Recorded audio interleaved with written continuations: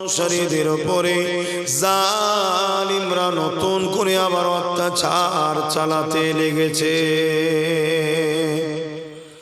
কিন্তু ইতিহাস বলছে জালিমদের দিকে ম্যান পাওয়ার ছিল, জালিমদের দিকে মানি পাওয়ার ছিল, জালিমদের দিকে রাজ ক্ষমতা ছিল, জালিমদের দিকে ম্যান্ডেট পাওয়ার ছিল, জালিমদের দিকে অস্ত্র পাওয়ার ছিল। তথাপিও তারা মিটে গেছে, ইমানদারের কাছে তারা পরাজিত হয়েছে। আজকেও দেখো বিশ্ব জুড়ে যারা জুলুম করছে তাদের হাতে রাজ ক্ষমতা। ঠিক বলছি না ভুল বলছি? আমেরিকা, ফ্রান্স আমার নবীর কার্টুন তৈরি করছে, কোরআনের বিরোধী করছে, করছে না করে না? আজকে আমার দেশ যাদের হাতে ক্ষমতা আছে দেখুন, তারা মক্কা মসজিদ মাদ্রাসার উপর জুলুম করছে না করে না? এক কথা বলে এটা নতুন নয়, এটা যুগে যুগে ছিল। কারণ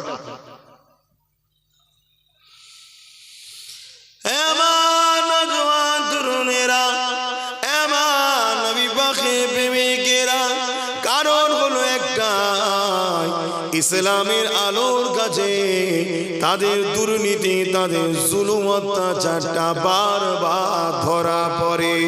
এই জন্যে যুগে যুগে দুই শ্রেণীর মানুষ ইসলামের সব থেকে বেশি বিরোধী করেছে। এক শ্রেণী হলো জালিম অত্যাচারী শাসক, দ্বিতীয় শ্রেণী হলো ধর্মের নামে যারা ভণ্ডামি করে। এই দুই শ্রেণীর মানুষ ইসলামের আলোর কাছে বারবার তাদের মুখোশ খুলে যায়। এই জন্যে তারা সর্বসময় চায় ক্ষমতার জন্য ইসলামকে মিটিয়ে দেব। তারা আমার নবী পাকের সময়ে তো আবু জেহেল চেয়েছিল ক্ষমতা দিয়ে আমার নবী পাককে মিটিয়ে দেবে, কিন্তু আবু জেহেল মিটে গেছে। আমার নবী পাক আজও রওজা মোবারকে হায়াতে তোমার আমার জন্য কাঁদতেছে। আজকে ওই আবু জেহেলের উত্তরসূরিরা নবীর দিনকে মিটাতে চাইছে। নবীকে সেদিন মিটাতে চেয়েছিল, পারেনি, আজকে নবীর দিনকে মিটাতে চাইছে।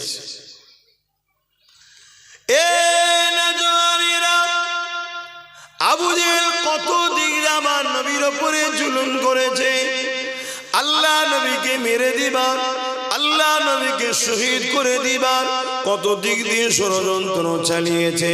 কিতাবের মধ্যে পাওয়া যায় আমার নবী পাক যখন সিজদায় পড়ে যেতেন, লা ইলাহা ইল্লাল্লাহ, নেই কোনো ইলাহা এক আল্লাহ ছাড়া, ওই এক আল্লাহ রব্বুল আলামিনে যখন সিজদায় আমার নবী পড়ে যেতেন, আমার নবী পাককে কষ্ট দেবে, মেরে দেবার জন্য, জুলুম করার জন্য আমার নবী পাকের পিঠের উপরে পচা দুম্বার ভুঁড়ি পর্যন্ত চাপিয়ে দিত। এই যুবকের একদিন তো এত পচা দুম্বার ভুঁড়ি চাপিয়েছে, দয়ার নবী আমার পুরো ঢাকা পড়ে গেছে, নিঃশ্বাস নিতে পারছে না। হযরতে খাতুনে জান্নাত প্রতিদিন আব্বা জানের পিঠ থেকে দুম্বার ভুঁড়িগুলো নামিয়ে দেয়। এই দিনেতে রাসূলুল্লাহকে আর দেখা যাচ্ছে না, পুরো দুম্বার ভুঁড়ি চাপিয়ে দিয়েছে। আহা নবী আমার নিঃশ্বাস নিতে পারছে না। হযরতে খাতুনে জান্নাত আগে এসে, তখন তিনি ছোট ছিলেন, আব্বা জানের পিঠ থেকে এই পচা দুম্বার ভুঁড়িগুলোকে আস্তে আস্তে নামিয়ে দিল। আমার নবী পাক সিজদা থেকে মাথা তুললে,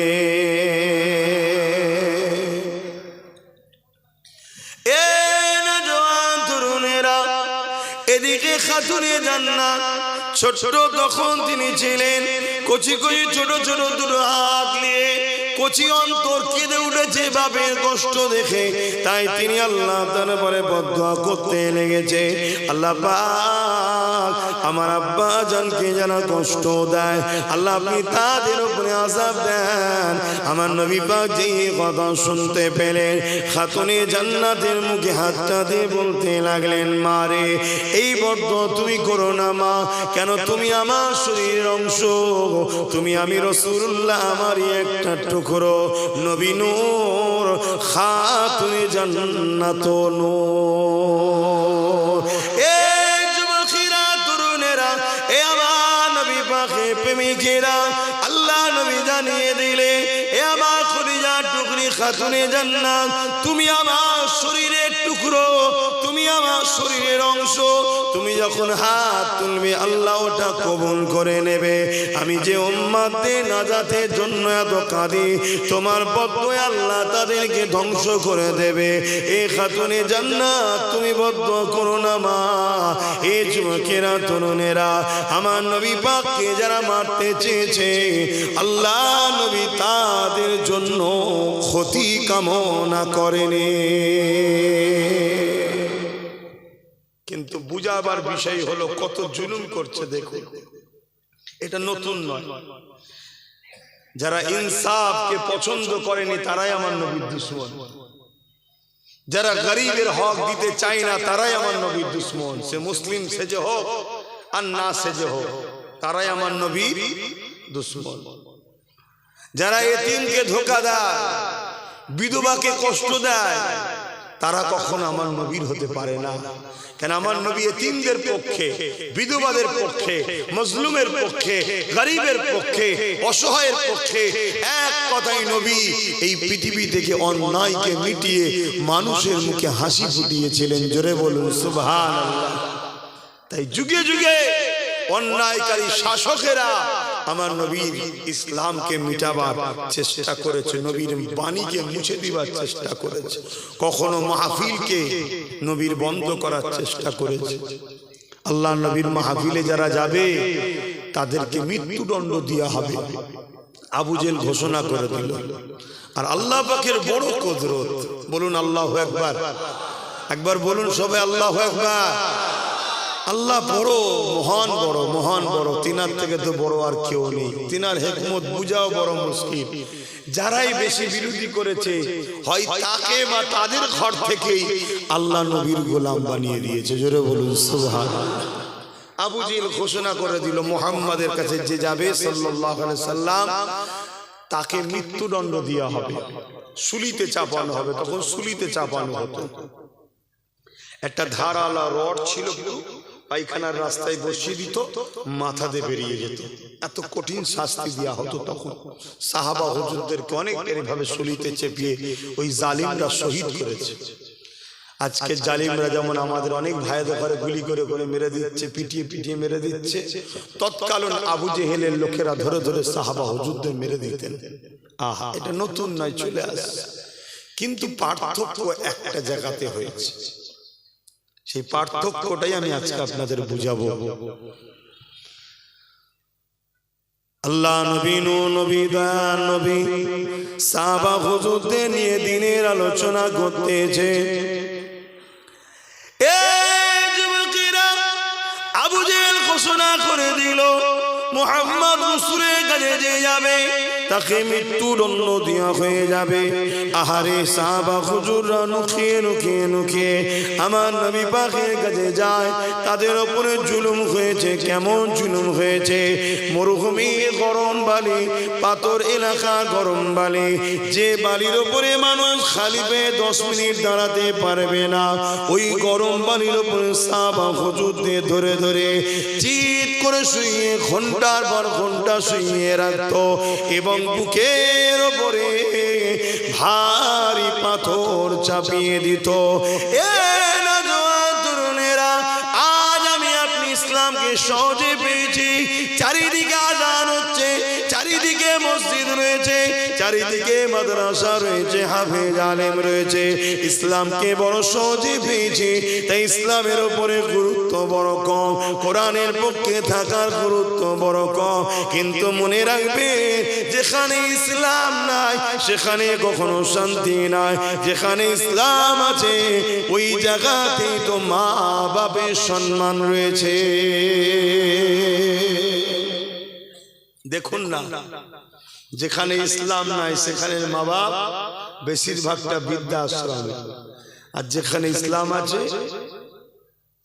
মানুষটা হয়তো ভ্যান চালিয়ে খায়, লেবারি করে খায়, দিন মজুরি করে খায়, ইমামতি করে খায়, পয়সা হয়তো কম হতে পারে, কিন্তু মাকে না দিয়ে নিজে খাই না কখনো। জোরে বলুন সুবহানাল্লাহ। কেন? ইসলাম আছে তাই। ইসলাম ওদেরকে শিখিয়েছে জাল জান্নাতু তাহতা আকদামুল উম্মাহাত, মায়ের পায়ের তলাতেই তো জান্নাত আছে, জোরে বলুন সুবহানাল্লাহ। আর বাপ হলো জান্নাতের দরজা, জোরে বলুন সুবহানাল্লাহ। তাই ইসলামকে মুছে দিবার বিরাট প্ল্যান চলছে, কিন্তু এটা আপনাদেরকে বলে দিই, ইসলামকে মুছে দিবার কোনো মায়া এমন সন্তান পয়দা করতে পারেনি আর পারবে না। কেন ইসলামের হিফাজতের দায়িত্ব খোদ আল্লাহ নিয়েছে, জোরে বলুন সুবহানাল্লাহ। মুসলমান ঘরের ছেলে মেয়েরা, তরুণেরা, তবে হ্যাঁ যারা মুছতে গেছে তাদের মধ্যে থেকে আল্লাহ ইসলামের ঝান্ডা ধরাবার লোক তৈরি করে দিয়েছে। সেই বিষয়ে একটা কথা বলি শোনে। আবু জেহেল ইসলামের চরম দুশমন ছিল, আমার নবী পাকের চরম দুশমন ছিল। আবু জেহেল চেয়েছিল আমার নবী পাককে মিটিয়ে দেবে, নবী পাকের দিনকে মিটিয়ে দেবে। তাই সে ঘোষণা করে দিল মুহাম্মদ রাসূলের কাছে যে যাবে তাকে মৃত্যুদণ্ড দেওয়া হবে। আর এদিকে 1 তারিখে আল্লাহ নবী এক রাস্তা দিয়ে হেঁটে যায়, অপর দিক থেকে আবু জেহেলের ছেলে ইকরামা হেঁটে যেতে লেগেছে। হঠাৎ করে ইকরামা আমার নবী পাকের চেহারার দিকে যখনই নজর পড়েছে, আরে আমার নবী পাকের চেহারা তো সেই চেহারা যে চেহারার উপরে স্বয়ং আল্লাহ পাক নিজে কসম কেটেছে।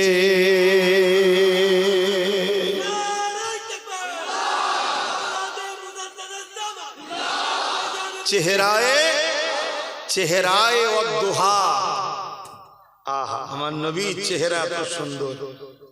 একদিন নবী মদিনার বাজারে গেছে, হুজুর পাক যেতেন, কে 2 নম্বরই করছে না করছে, কে ভুল করছে না করছে, সব শিক্ষা দিবার জন্য। কারণ বিজনেসটাও তো শেখাতে হবে, 2 নম্বর মাল দিচ্ছে কিনা, উপরে শুকনো ভেতরে ভিজে, এসব হয় তো এখন ইসলামে হারাম। কিছুক্ষণের জন্য এই ব্যবসায় বরকত হয় না, মানে একটু লাভ দেখতে পেলেও কিন্তু বিরাট বড় ক্ষতিকে টেনে নিয়ে যাবে। দুটো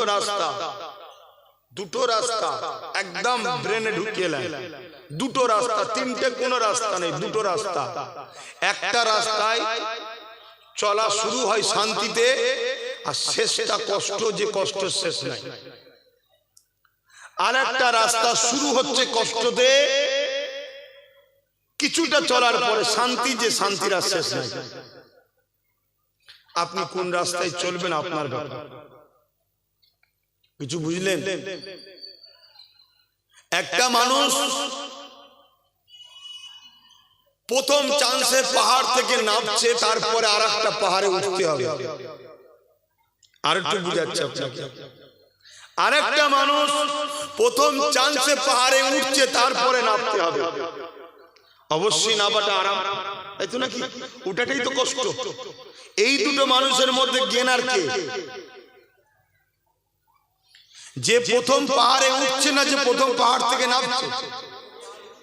কিন্তু উভয়কেই একটা পাহাড় পার করতেই হবে, একটা থেকে নামতে হবে, এটা করতেই হবে উভয় শর্ত। এবারে তুমি প্রথম পাহাড়ে উঠবে না প্রথম পাহাড় থেকে নামবে? বলো। যে চালাক হবে সে বলবে আমি প্রথম পাহাড়ে উঠে যাই, কেন এখন শরীর তবু ঠিক আছে। নামতে গেলে একটু হলেও তো এনার্জি, ক্যালোরি লস হবে, তখন ওটা কিন্তু বড্ড ভারী হয়ে যাবে। তা ইসলামের রাস্তা হলো প্রথম পাহাড়ে উঠা, তারপরে নাবা, অর্থাৎ শান্তি আর শান্তি। আর শয়তানের রাস্তা হলো প্রথমেই আরাম খোঁজে, নেবে পর পরে ভাবা যাবে খুনি, কিন্তু তারপরে আর উঠতে। বুঝাতে পারছি? 3টে কোনো রাস্তা নেই, দুটো রাস্তা। যদি তোমার দুনিয়াবি জিন্দেগি কষ্টের হয়, আখিরাতে কল্যাণ। আর যদি দুনিয়াবি জিন্দেগি তোমার শান্তি হয়, আখিরাতে বরবাদ। কিন্তু বিছখানে একটা শর্ত হলো ঈমান। ঈমান নেই, কষ্ট করেছে দুনিয়ায়, ওর কোনো লাভ নেই। বুঝতে পারছেন তো? ঈমান হলো শর্ত। তো যাই হোক, আমি যে কথা বুঝাতে গিয়ে গেলাম, ইকরামা আমার নবী পাককে যেই দেখেছে, আমার নবী পাককে দেখে আর থাকতে পারে।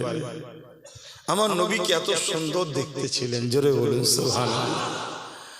আরে ইউসুফ আলাইহিস সালাম তো আমার নবীর সৌন্দর্যের 10 ভাগের 1 ভাগ পেয়েছে।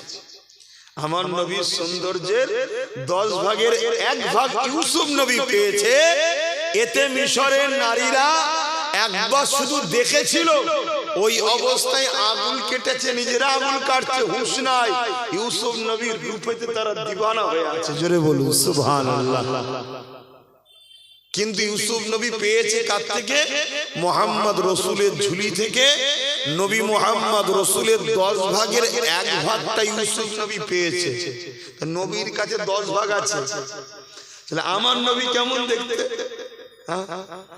আম্মা হযরত আয়েশা সিদ্দিকা রাদিয়াল্লাহু তাআলা আনহার কোলে মাথা দিয়ে আমার রাসূলুল্লাহ একদিন আরাম করতেছে। এ নওজওয়ানেরা, আম্মা আয়েশা সিদ্দিকা রাদিয়াল্লাহু তাআলা আনহা একবার আমার রাসূলুল্লাহ চেহারার দিকে তাকায়, আর একবার আসমানের চাঁদের দিকে তাকায়, একবার আমার নবী পাকের চেহারার দিকে তাকায়, আর একবার আকাশের চাঁদের দিকে তাকায়। আল্লাহ নবী বলতে লাগলেন, এ আয়েশা কি দেখছেন আপনি? ইয়া রাসূলুল্লাহ হাবিবাল্লাহ, আপনাকে দেখছি আর আকাশের চাঁদকে দেখতেছি। আমার রাসূলুল্লাহ বললেন, কি দেখছো আয়েশা? দেখে কি বুঝতে পারলে? ইয়া রাসূলুল্লাহ ইয়া হাবিবাল্লাহ, আকাশের চাঁদের দাগ আছে, কিন্তু আমার কোলের চাঁদের কোনো দাগ না। আমার নবীর তুলনা চাঁদের সঙ্গে হয় না, কিন্তু যে ভাষাটা না বললে আপনারা বুঝবেন না। কথা মাথায় ঢুকছে?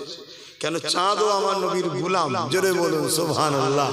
তাই তো নবী ইশারা করেছিল, 2 টুকরো হয়ে গেছে, গোলামির ইজহার করেছে। আমাদের ঘরে গোলামি করতে গেলে গোলামির প্রমাণ দিতে হবে না? হবে না? কথা বলে। আল্লাহ ও রাসূলের প্রেমের নাম শুধু হালুয়া রুটি খাবার নাম নয়। আল্লাহ ও রাসূলের প্রেমের নাম কখনো গুলিও খেতে হতে পারে, কখনো জেলও খাটতে হতে পারে, কখনো অস্ত্রের আঘাতে 2 টুকরো হয়ে যেতে হতে পারে। এটাই তো প্রকৃত প্রেমের নাম, যে আমি সব জায়গাতেই আল্লাহ ও রাসূলের পক্ষে থাকবো। শুধু হালুয়া রুটি খাবার বেলায় আল্লাহু আকবার না, গুলি খাবার বেলা তো আল্লাহু আকবার বলবো, অস্ত্রের সামনে তো আল্লাহু আকবার বলবো, স্টিম রোলার চলবে তাও আল্লাহু আকবার বলবো। এ তো প্রকৃত প্রেমিক। আর শুধু খাবার বেলায় আল্লাহু আকবার আর বাকি জায়গায় বলবেন না, এ তো স্বার্থপর।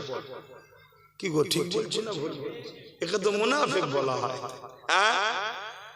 তো ভাইরা আমার নবী পাক সাল্লাল্লাহু আলাইহি সাল্লামকে ইকরামা দেখছে আর আমার নবী যাচ্ছে। আমার নবী এত সুন্দর দেখতেছিলেন, এই বিষয়টা বলতে গিয়ে মদিনার একটা ওয়াকিয়া মনে পড়েছে, এটা আপনাদের বলছি, শুনছেন তো সবাই? কেন আমি বলেছি 4টে শক্তি জালিমদের কাছে বাঁচতে গেলে আমাদের একটা শক্তি দরকার, যে শক্তি সাহাবাদের ছিল, যে শক্তি যুগে যুগে ঈমানদারদের কাছে ছিল, ওটা হলো সিনার শক্তি। তাই তো নাকি? আমি এই সিনার শক্তিটা বুঝাবো বলেই আমি এই দিকে আলোচনা করছি। তো ভাইরা আমার নবী পাক সাল্লাল্লাহু আলাইহি সাল্লাম মদিনার বাজারে গেছেন, ঘুরতে ঘুরতে যে এক জায়গায় হাজির হয়েছেন যেখানে উট বিক্রি হচ্ছে। তৎকালীন সময় উটের বিরাট কিন্তু ভ্যালু, কারণ তৎকালীন সময় যাতায়াতের অন্য কোনো ব্যবস্থা ছিল না। মরুভূমি পাথর এলাকায় উটের সাথে সওয়ারি হতো মানুষ, আর যুদ্ধের জন্য ঘোড়া ছিল। উটের উপরে মানুষ সওয়ারি করত, আর উটের মধ্যে আবার সুরখ লাল উটের সব থেকে ভ্যালু। এক একটা সময় একটা জিনিসের রেওয়াজ থাকে, লাল উটের বিরাট ভ্যালু। আল্লাহ নবী দেখছেন একদল লোক বাইরে থেকে এসেছে মদিনার বাজারে উটের ব্যবসা করতে। তাদের কাছে একটা উট আছে, যে উটটাকে আমার নবীর পছন্দ হয়েছে। জোরে বলুন সুবহানাল্লাহ।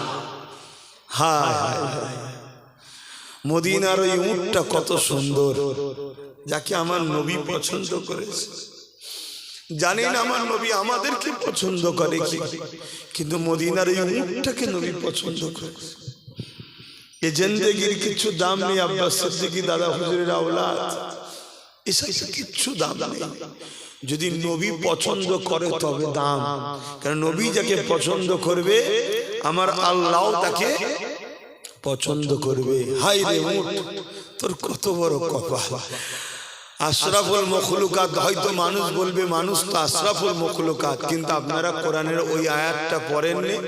আল্লাহ কোরআনে বলছে উলাইকা বালহুম আদাল, মানুষ হচ্ছে চতুষ্পদ জন্তুর থেকেও নিকৃষ্ট। ওটা পড়েন, শুধু আশরাফুল মখলুকাত বলছেন, নিকৃষ্টও তো মানুষ। আশরাফুল মখলুকাত কে? যাকে নবী পছন্দ করেছে, জোরে বলুন সুবহানাল্লাহ। তখন সে উটের থেকেও দামি, কিন্তু নবী যদি পছন্দ না করে তাহলে সব থেকে নিকৃষ্ট, উটের থেকেও খারাপ। তা মদিনার ওই উটটাকে যখন শুনেছি বা পড়েছি বা বলি, মনে পড়ে হারে তুই কত সৌভাগ্যবান, আমি আশরাফুল মখলুকাত হতে পেরেছি কি এখনো জানি না। আমার নবী পছন্দ করে কি আমি জানি এখনো জানি না, তবে একটু একটু নমুনা পাই। হুজুর তার দরবারে আমায় ডেকেছে, আমার কাছে মেহমান হয়ে আয়। মদিনা শরীফ আমায় নিয়ে গেছে আমার নবী, তার দরবারে হাজিরি করিয়েছে। আল্লাহ মক্কায় কার ঘরের কাছে নিয়ে গেছে, আয় আমার ঘর দেখবি আয়। এ থেকে একটু একটু নমুনা পাওয়া যায়, কিন্তু তারপরও যেভাবে উটটা পেয়েছিল ওভাবে তো পেলাম না। উটটাকে আমার রাসূলের পছন্দ হলো, জোরে বলুন সুবহানাল্লাহ। আল্লাহ নবী উটের মালিকদের বললেন, তখনকার সময় একটা উটকে 4 জন 5 জন মিলে বিক্রি করত, পয়সা কম তো 4 জন 5 জন মিলে কিনেছে, যা লাভ হবে 4-5 জন ভাগ করবে। এখনো অনেক সময় হয়, কুরবানির সময় দেখবেন একটা বড় গরুকে 5 জন মিলে খরিদ করেছে, 1 লাখ টাকা দাম। কথা বুঝেছে? 5 কুড়ি সব 20,000 করে দিয়েছে, বিক্রি হলো 1.5 লাখ টাকা। বুঝাবার জন্য বলছি, কুরবানির সময় মানুষ সুন্দর দেখে, পয়সা দেখে না, ওই সুযোগে ধরেন একটু ইনকাম হয়ে যায়, 1.5 লাখ টাকা দাম। তাহলে কি হবে? সবাই 10,000 টাকা করে লাভ পেয়ে গেল, 5 জন মিলে ব্যবসা করছে। আল্লাহ নবী বললেন, এই উটটা কি আমাকে দেয়া যাবে? একটা দামের কথাও হলো, সবাই বলল হ্যাঁ দেব। আল্লাহ নবী বললেন, পয়সা কিন্তু আমার কাছে এখন নাই। আমি পয়সা বললাম কেন? এই ভাষাটা আপনারা বুঝবেন। তখনকার সময় স্বর্ণ মুদ্রা চলতো, কথা বুঝে আসছে? ওটা বললে অনেকে বুঝতে নাও পারে, পয়সাটা চট করে বুঝিয়ে যাবে। তো পয়সা আমার কাছে এখন নাই, আমি কিন্তু ঘরে গিয়ে পাঠিয়ে দেব। সবাই বলছে হ্যাঁ আপনি নিয়ে যান, আপনি নিয়ে যান। দড়ি আমার নবীর হাতে দিয়েছে, নবী দড়ি নিয়ে চলে যাচ্ছে। সবাই আমার নবীর দিকে তাকিয়ে আছে, জোরে বলুন সুবহানাল্লাহ। তাদের মধ্যে থেকে হুজুর যখন চলে গেছে, এবারে চোখের আড়ালে হয়ে গেছে, তখন বলছে হারা উটটা যে দিলি তুই ওনাকে চিনিস তো? ও বলছে না তো। তুই? বলছে আমি জানি না তো।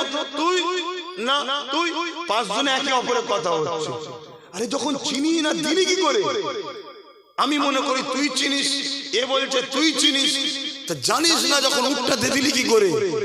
একজন বলছে কেন দেবো না, উনি যখন কথা বলছিল দেখেছিস উনার 2 ঠোঁটের ভেতর থেকে মুড় ঝরছে, জোরে বলুন সুবহানাল্লাহ। আমি ওটা দেখতেই তো ব্যস্ত, ইনি কেমন মানুষ, কি সুন্দর। তারা জীবনে প্রথম নবী দেখছে, তারা জানে না ইনি কে। তিনার যেই যে নূর ঝরছে ওইটা দেখেই তো আমি দিওয়ানা হয়ে গেছি। কি পয়সার কথা বলবো, কি চিনি দে দিয়েছি। আর একজন বলছে আরে খেয়াল করে দেখেছিস ওনার চুল, আমার নবীর চুল বাবরি চুল থাকতে, অনেক ধরনের চুল রাখতেন, তার মধ্যে বাবরিটা বেশিরভাগ সময় রাসূল রাখতেন। আমার নবী এই বাবরি চুল হাওয়া লেগে উড়ছিল, তো যখন উড়ছে ওরা বলছে হুজুরের চুলের, উনি ওই ব্যক্তিটা যে ওনার চুলের থেকে আলো ছটা পাহাড়ে গিয়ে যেমন কোনো জিনিস এটা রেখা পড়ে না, এরকম রেখা পড়ছে, ওটা দেখতেই আমি ব্যস্ত ছিলাম, জোরে বলুন সুবহানাল্লাহ। এক একজন এক একটা আমার নবীর মুখের চেহারা তারিফ করছে। 5 জনের যখন তারিফ হয়ে গেছে তখন একজন বলে উঠছে যা আমাদের উটটা মনে হয় গেল, মানে চুরি হয়ে গেল, আর পাবো না। চেনে না তো কেউ, জানে না তো কে নিয়ে গেছে, কোথায় গেল, কার কাছ থেকে পয়সা নেবো, কেউ আর ফিরে আসে নাকি? হ্যাঁ, ওই সময় তাঁবুর ভেতর থেকে একজন মহিলা আওয়াজ দিয়েছে। যে মহিলা ছিল ওই গোত্রের সর্দার। আগেকার সময় ব্যবসায়ী যেত, একটা গ্রুপ যেত, তার একজন সর্দার ছিল। সে সর্দারের কন্যা, কোন কোন কিতাবে আছে তার পরিবার, যাই হোক কন্যাটাই ধরছি। কন্যা সে আওয়াজ দিয়ে বলে যে খবরদার, উট হারিয়ে গেছে বলবে না, উটের পয়সা পাবে না বলবে না, আমি তোমাদেরকে বলছি উট নিয়ে চিন্তা করোনি। তখন এরা 5 জন বলছে যাক কেউ তো উনাকে চেনে, চিন্তা নেই। তখন ওই মহিলা গিয়েছে বলছে, আরে ওনাকে আমিও চিনি না। জোরে বলুন সুবহানাল্লাহ। তাহলে জিম্মেদার হলেন কেন? বলছে উনার কথাবার্তা, চাল চলন, আখলাক বলছে উনি কখনো প্রতারণাকারী হতে পারে না। জোরে বলুন সুবহানাল্লাহ। তো উনি যদি পয়সা না দেয়, আমি এই কথা চলছে, এমন সময় আমার নবীর এক সাহাবী এসে বলছে, উটের মালিক কারা? তারা বলছে আমরা। কেন, কি হয়েছে? না, আমাদের হুজুর উটের পয়সা দিয়ে। কে উনি? বলছে চতুর্দিকে দেখতে পাচ্ছ না খেজুর গাছ, এটা মদিনা শরীফ। উনি হলেন আখেরি নবী মুহাম্মদুর রাসূল। জোরে বলুন সুবহানাল্লাহ। তারা সবাই বলতে লেগেছে পয়সা দিতে লাগবে না, ওনার কাছে আমাদেরকে নিয়ে চলো। তারা আমার নবীর দরবারে এলেন। নবী জিজ্ঞেস করছে, কি গো বাবা, পয়সা তো পাঠিয়েছে, আবার এলে? বলছেন হুজুর পয়সা লাগবে না, আপনার কদমের তলায় একটু আমাদের জায়গা লাগবে। জোরে বলুন সুবহানাল্লাহ। সব ইমানের কলেমা পড়ে মুসলমান হয়ে গেল। জোরে বলুন। সেই নবী পাককে আবু জেহেলের ছেলে দেখেছে, দিবানা হবে না? হবে না? কথা বলেন। আল্লাহ নবীকে এক ইহুদি ঘরের ছেলে দেখেছিল। আল্লাহ নবী বাজারে গেছে, ওই ইহুদি ছেলেটা বাজারে এসেছে। আমার নবী পাক মানুষের সঙ্গে কথা বলে, আমার নবী পাক একে অপরের সঙ্গে কথা বলে। ওই ইহুদি ঘরের যুবকটা আমার নবী পাককে দেখতে লেগেছে। আমার নবী পাকের কথাবার্তা, ব্যবহার, আখলাক দেখে ওই ইহুদি ঘরের ছেলেটা মনের মধ্যে আমার রাসূলুল্লাহর জন্য মোহাব্বত, ভালোবাসা এসে গেছে। আমার নবী পাকের আখলাক এসে দিবানা হয়ে গেছে। এ যুবকেরা তাই লুকিয়ে লুকিয়ে লুকিয়ে আমার নবী পাক যখনই যেখানে যায়, ওই ইহুদি ঘরের যুবকটা ফলো রাখে, আমার নবী পাককে অনুসরণ করে চলে, আমার নবী পাককে খেয়াল করে। এইভাবে দীর্ঘদিন যাওয়ার পরে ওই ইহুদি ঘরের সন্তানটা ভাবতে লাগলো, একবার মুহাম্মদ রাসূলকে বলা যায় তিনার খাদেম হিসেবে যেন আমাকে রাখে। এত সুন্দর আখলাক চরিত্র, এত দরদি মানুষ তিনি, আশা রাখছি বললে আমাকে ফিরিয়ে দেবেন না। আল্লাহ নবী আগে আসলো। ওই ইহুদিটা আগে এসে বলতে লাগলো, হে আব্দুল্লাহর বেটা মুহাম্মদ সাল্লাল্লাহু আলাইহি ওয়াসাল্লাম, আমি ইহুদি ঘরের যুবক, আপনার কথাবার্তা, ব্যবহার, আখলাক আমাকে বড় ভালো লাগে। আমি আপনার সাথে থাকতে চাই। আপনি সফরে যাবেন, আপনার সাথে যাব, আপনার সঙ্গে উঠা বসা করব। তবে একটা শর্ত হলো, আমি আমার বাপ দাদা ধর্ম ইহুদি ছাড়ব না। শুনছেন তো? ধর্ম ছাড়ব না। আল্লাহ নবী মুচকি হাসলেন, হেসে বলছে, ঠিক আছে বাবা, তাই থাকো তুমি আমার সাথে। জোরে বলুন সুবহানাল্লাহ। যুবক নবীর সাথে আছে, একদিন যাই, দুদিন যাই, 3 দিন যাই, 1 বছর, 2 বছর, 4 বছর, 7 বছর নবীর সাথে আছে। ওর কাজ ছিল শুধু নবীর সাথে ঘোরা। নবী উনার ওই ইহুদি ঘরের ছেলেকে কোনো দিনের জন্য কোনো হুকুম ফরমাস কিচ্ছু বলতেন না। কিন্তু যখনই নবী মদিনার নবাবী শরীফে ঢুকতো, ইহুদি যুবকটা নবীর জুতোটা নিয়ে বুকে করে দাঁড়িয়ে থাকতো। যখন প্রথমবারে হুজুর ঢুকতে গেছে আল্লাহ নবী কাছে, ও তখন দরখাস্ত করেছিল, হুজুর আপনার মতো মানুষের যদি জুতোটা আমি বইতে পারি, নিজেকে ধন্য মনে করব। এই কাজ থেকে আপনি আমাকে মাহরুম করবেন না। যে যা বলে আপনি সবার জন্য সব দেন, আপনি বড় দয়ালু, মানে রাহমাতাল লিল আলামিন। কিন্তু সে তো জানে না, সে তার ভাষাই বলছে, তা আপনি আমাকে এই সুযোগটা দেন। আল্লাহ নবী বললেন, ঠিক আছে বাবা, তোমার যখন মনের ইচ্ছা। আহা, তো একদিন হুজুর নবাবী শরীফ থেকে বেরোচ্ছেন, আর ও প্রতিদিন জুতো লাগিয়ে দিত পায়ে, আর দেখছে জুতোটা অন্য সাহাবী দিচ্ছে। আল্লাহ নবী বলে উঠলেন, বাবা সাহাবী রে, তুমি জুতা দিচ্ছ, আমার সেই ইহুদি ঘরের যুবকটা কোথায় গেল? ওই সাহাবীরা বলতে লাগলেন, ইয়া রাসূলুল্লাহ, হাবিবাল্লাহ, সে বড় অসুস্থ, বড় বিমারে, মনে হয় সে আর বাঁচবে না, বড় অসুস্থ, সে বড় কষ্টের মধ্যে রয়েছে, বিছানা সজ্জিত হয়ে গেছে। এই যুবকেরা, তরুণেরা, আল্লাহ নবীর কথাটা শোনার সাথে সাথে ওই ইহুদি যুবককে দেখার জন্য নবী আমার ইহুদির বাড়িতে চলে গেল। আল্লাহ নবী ওই জায়গায় চলে যাওয়ার পর ওই ইহুদিটা আমার ঘরের ছেলেটা আমার নবী পাককে দেখে উঠে বসে পড়ল। আল্লাহ নবী গিয়ে তার মাথাতে হাত দিলেন। হাত দিবার সাথে সাথে নবী আমার হাতটাকে টেনে নিলেন। টেনে নিবার পরে বলেছিলেন, বাবা ছেলে, এ যুবক, তুমি আমাকে বড় মহব্বত করো, আমার সাথে তুমি দীর্ঘ 7 বছর করেছো বাবা, বলতে পারবে তোমাকে আমি কোনো দিনের জন্য কোনো ফরমাস, কোনো কাজ, কোনো কথা বলেছি যেটা করো? কোনো দিনের জন্য বলেছি? যুবক বলছে না। কোনো জোর দিয়েছি কোনো কাজে? যুবক বলছে না। কোনো রকম হুকুম করেছি? যুবক বলছে না। তবে বাবা ছেলে, তুমি আমাকে বড় ভালোবাসো, আমি রাসূলুল্লাহ তোমাকেও ভালোবেসেছি। তাই আমি নবী চাই তুমি পরকালে আমার সঙ্গে জান্নাতে যাবে। তবে বাবা আল্লাহর নিজাম তো পাল্টানো যাবে না বাবা। আমি রাসূলুল্লাহ বলি, আজকে দিনে তুমি একটা কথা শুধু দিল থেকে একবার বলে দাও, আমি নবী জামিনদার হয়ে যাচ্ছি, কবর থেকে নিয়ে জান্নাত পর্যন্ত নিয়ে যাওয়ার জন্য আমি রাসূলুল্লাহ তোমার দায়িত্ব নিয়ে নিলাম। কি কথা বলতে হবে? একবার দিল থেকে বলো, লা ইলাহা ইল্লাল্লাহ মুহাম্মাদুর রাসূলুল্লাহ, আল্লাহ ছাড়া কোনো ইলাহা নাই, আমি মুহাম্মদ আল্লাহর প্রেরিত রাসূল। এটাকে তুমি মেনে নাও। ইহুদি যুবকটা আমার নবীকে একবার দেখে আর বাপের মুখের দিকে তাকায়। কেন? বাপ ছিল তৎকালীন সময় ইহুদি ধর্মের একজন বড় আলেম পণ্ডিত মানুষ ছিল।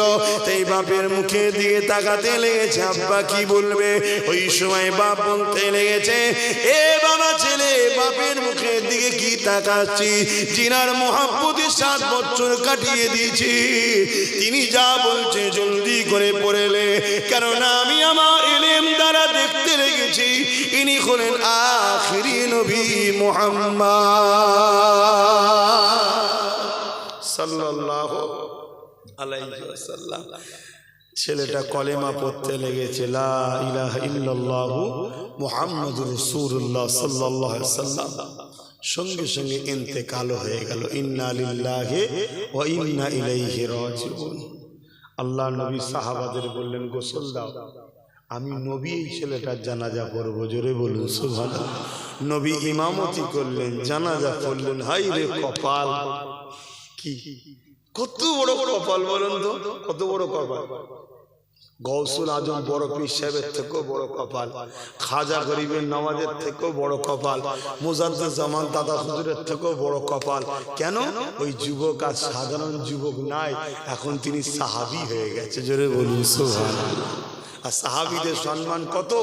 নবীদের পরে। শুনছেন তো? নবীদের পরে আর সাহাবাদের পরে ওলিয়া উলিয়া গৌস কুতুব সব পরপর তফকা আছে। চিন্তা করে নবীর প্রেম তাকে কোথায় নিয়ে গেল বুঝতে পারছেন? হ্যাঁ, শুধু মরণের শেষ সময়ে একবার নবী বললো, একবার বল। তা তোমাদের দিলে যদি সত্যি নবীর প্রেম থাকে, ঠিক সময় হলেও দেখবেন সব পরিবর্তন হয়ে যাবে। এই ভুল বলছি? সব পরিবর্তন হয়ে যাবে। আর নবীর প্রেম যদি না থাকে, আমি যে বলছিলাম না, জিততে গেলে সিনার পাওয়ার, সিনার পাওয়ারটাই হলো দুটো জিনিস দ্বারা হয়, আল্লাহর ভয়, নবীর প্রেম ও আদব। জোরে বলুন সুবহানাল্লাহ। তাহলে বলুন, সেই নবীকে একরামাত আবু জেহেলের ছেলে দেখছে, দিওয়ানা হবে না? হবে না? আমার এই পয়েন্টটা মনে আছে তো নাকি? অসুবিধা হচ্ছে? আর একটুখানি বলি, 8টায় ছেড়ে দেবো। তারপরে আল্লাহ করে নামাজ পড়বো। নামাজের পর বসিরা হুজুরের আওলাদ আসবে ইনশাআল্লাহ, তিনি আলোচনা করবেন। তাই তো আছে তো? এই কমিটির ছেলেরা কোথায়? কারা জলসা আছে তো? আসবে তো? কথা হয়েছে? আসবে ইনশাআল্লাহ। কেন আমি নিজে থেকে বলে দিলে তো হবে না, কমিটিকে একটু শুনতে হবে। কেন কখনো কখনো অসুবিধে হয়, হয়তো বলে দিতে পারে যে বাবু আমি যেতে পারছি না, আমি প্রচার করে যাচ্ছি, কথা খারাপ হয়ে যাবে না? ওই জন্য একটু কমিটিকে জিজ্ঞেস করে নিতে হয়। ভাইরা, নওজোয়ান তরুণেরা, এ নবী পাকের প্রেমিকেরা, আবু জেহেলের ছেলে ইকরামা যখন আমার নবী পাককে দেখতে পেল, আর দূরে থাকতে পারল না।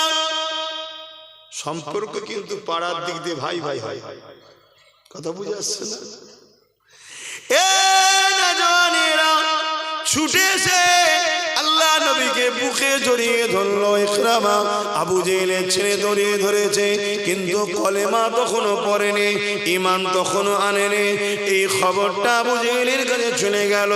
এ আমাদের সর্দার, তুমি আইন করেছো মুহাম্মদ রাসূলের কাছে যে যাবে তার জন্য মৃত্যুদণ্ড। আবু জেহেল বলল, হ্যাঁ আমি আইন করেছি, আর আমার আইনকে পাল্টাবে কে? আমার হাতে রাজ ক্ষমতা, আমি পাওয়ারে রয়েছি।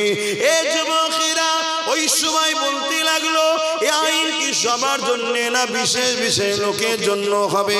আবু জেহেল বলতে লাগলো, না সবার জন্য। মক্কার যদি অন্য কোনো সর্দারও হয়, আমার নবীর কাছে যে যাবে তাকে মৃত্যুদণ্ড দেওয়া হবে। ওই সময় যারা দেখেছিল ইকরামা আমার রাসূলুল্লাহকে জড়িয়ে ধরেছে, তারা বলতে লাগলো, আবু জেহেল তোমার ছেলে মুহাম্মদ রাসূলুল্লাহকে জড়িয়ে ধরেছে, এবারে বলো তার জন্য কি শাস্তি আছে? আবু জেহেলের একটা খসলত দেখেছি, ভালো বলবো না, দেখলাম আজকের আবু জেহেলদের থেকে একটু হলেও ঠিক আছে। শুনছেন তো নাকি? কি করেছিল আবু জেহেল? ছেলেকে ডেকেছে, শুনছি নাকি এই ব্যাপার? বলছে হ্যাঁ বাবা। আরে আমি বুঝতেই পারলাম না, হুজুরকে দেখার পরে কেমন যেন একটা হৃদয় ওনার জন্য ভাব ভালোবাসা এসে গেল, আমি গিয়ে ওনায় জড়িয়ে ধরে ফেললাম। আবু জেহেল বলছে কিচ্ছু করার নেই, আমাকে লোক আর মানবে না যদি আইন ফাইসাল্লা না দিই। তুমি আমার ছেলে তো কি হয়েছে, যাও মৃত্যুদণ্ড ঘোষণা করলাম।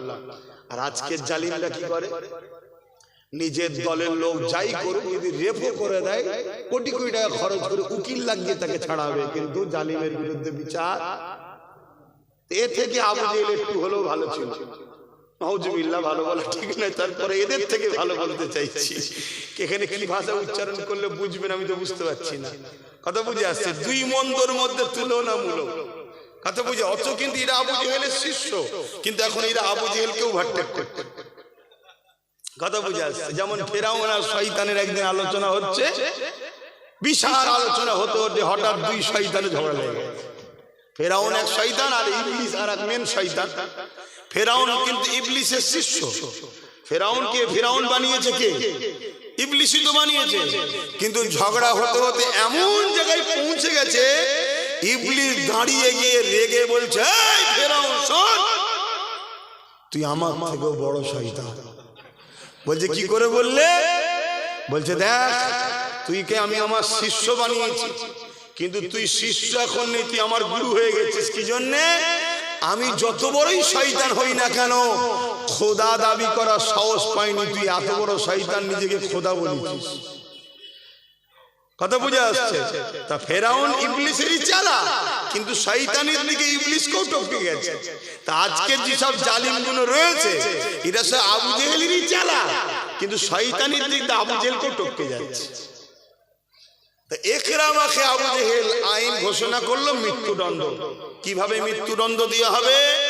যত ছেলে হয়তো লোক সমাজে কতল করলে, সর্দারের ছেলে কতল হচ্ছে, একটা সর্দারের মনে হচ্ছে মাথাটা হ্যাট হয়ে যাবে। এক কাজ করো, একে জঙ্গল খোঁজো, জঙ্গল খুঁজে ওই জঙ্গলে নিয়ে যে হাতে পায়ে দড়ি বেঁধে দেখে দাও, যাতে করে হিংস্র পশুরে একে ছিঁড়ে ছিঁড়ে খায়। বাপ ছেলেকে ফতোয়া দিচ্ছে, কি জন্যে?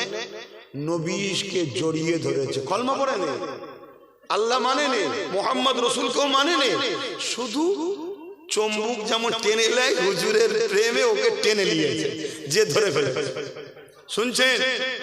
আজকেও যেমন সমাজে এমন বাপ আছে, তার ছেলে মদখোরের সঙ্গে মিশলে নিষেধ করে না, চোরের সঙ্গে মিশলে নিষেধ করে না, দুর্নীতিবাজদের সঙ্গে মিশলে নিষেধ করে না, ঘুষখোর অত্যাচারী শাসক প্রতারণাকারীদের সঙ্গে মিশলেও নিষেধ করে না। আমি নবীর গোলাম, আমার সাথে মিশলে নিষেধ করে, আব্বাসের সঙ্গে যাবি না। এমনও বাপ সমাজে আছে না? না। আচ্ছা, আপনাকে আবু জেহেল বলবো না, আল্লাহর কাছে দোয়া আছে আপনি হিদায়েত হন, বলুন আমিন। তো ভাইরা আমার, কিন্তু খসলত ওই দিকেই যাচ্ছে। হ্যাঁ, সে আমার নবীকে জড়িয়ে ধরেছে, তার জন্য শাস্তি। আমার উপরে রাগ কেন? আমার উপরে রাগের পেছনে একটাই কারণ, আমি নবীর পক্ষে কথা বলি তাই, এবং হক কথা কোনো খুলে খুলে বলে দিই, কারো ডায়ে বায়ে মুখ দেখি না, এজন্যই তো রাগ লাগে, অন্য কিছু। কারো ছেড়ে দিচ্ছি নাকি ভাই? তোমাদের কারো জমি ঝেড়েছি, তোমাদের কারো চাকরি ঝেড়েছি, তোমাদের কারো পদ ঝেড়েছি, তোমাদের কারো টাকা ঝেড়েছি, কারো সঙ্গে বিজনেস করতো চিটিংবাজি করে টাকা মেরে দিয়েছি, তার রাগটা কেন? একটাই কারণ, ইসলাম বলি, নবীর কথা খুলে খুলে বলে দিই, আজকে শাসকদের বুকে ব্যথা হয়। কথা বুঝে আসছে? তাই তারা কি করে? পিছনে লাগে। আর এমনও বাপ আছে, সেসব শাসকদের দরদি মানুষ, তার ছেলেরা আমার সঙ্গে মিশলে বাপেদের কষ্ট হয়।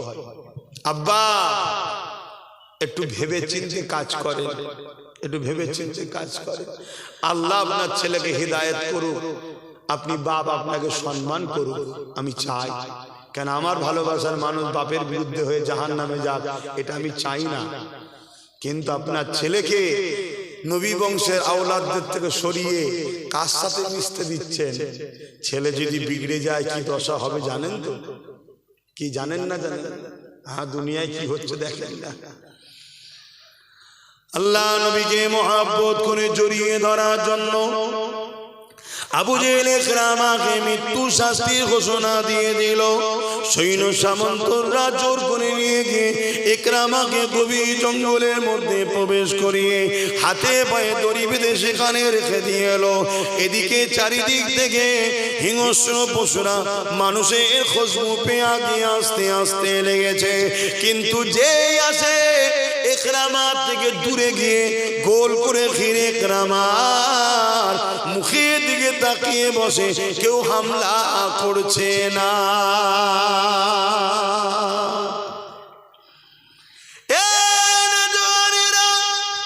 নিজেকে চিনতে শেখো, সিনার পাওয়ার বাড়াও। ইকরামা কিন্তু কলেমা পড়ে নে, ইকরামা আবু জেহেলের ছেলে, আল্লাহ মানে নে, নবী মানে নে, তথাপিও জঙ্গল এসে গেছে, হিংস্র পশুগুলো আসতে লেগেছে, তাকে কিন্তু খেতে চাইছে না। গোল করে সে ঘিরে বসে ইকরামার দিকে তাকিয়ে রয়েছে। ঠিক এমন সময় ইকরামা বলে উঠলো, হে আল্লাহ পাকের সৃষ্টি মখলুকেরা, কেন তোমরা আমাকে খাচ্ছ না? কেন তোমরা আমাকে কেন ভোগ করছো না? এই জঙ্গলের পশুরা হিংস্র পশুরা কেন তোমরা আমাকে খাচ্ছ না? এই জন্যে কি জন্যে খেতে লাগছো না? ওই সময় ইকরামার কথাতে এই যুবকেরা, আল্লাহ তো তিনি যিনি সর্বশক্তিমান, ওই পশুদের মধ্যে থেকে একটা পশু বড় বাঘ ছিল, সে আগে এসে ভিড় টেনে টেনে ইকরামার সামনে আগে এসে বলতে লেগেছে, ইকরামা রে, মানুষকে তো খেতে আমাদের বড় ভালো লাগে, মানুষের গোশত তো আমাদের জন্য খাওয়া চলে, কিন্তু তোমাকে খেতে পারবো না, কেননা তোমার শরীর থেকে আল্লাহ নবীর খুশবু বাহির হচ্ছে। আরো জোরে বলুন সুবহান।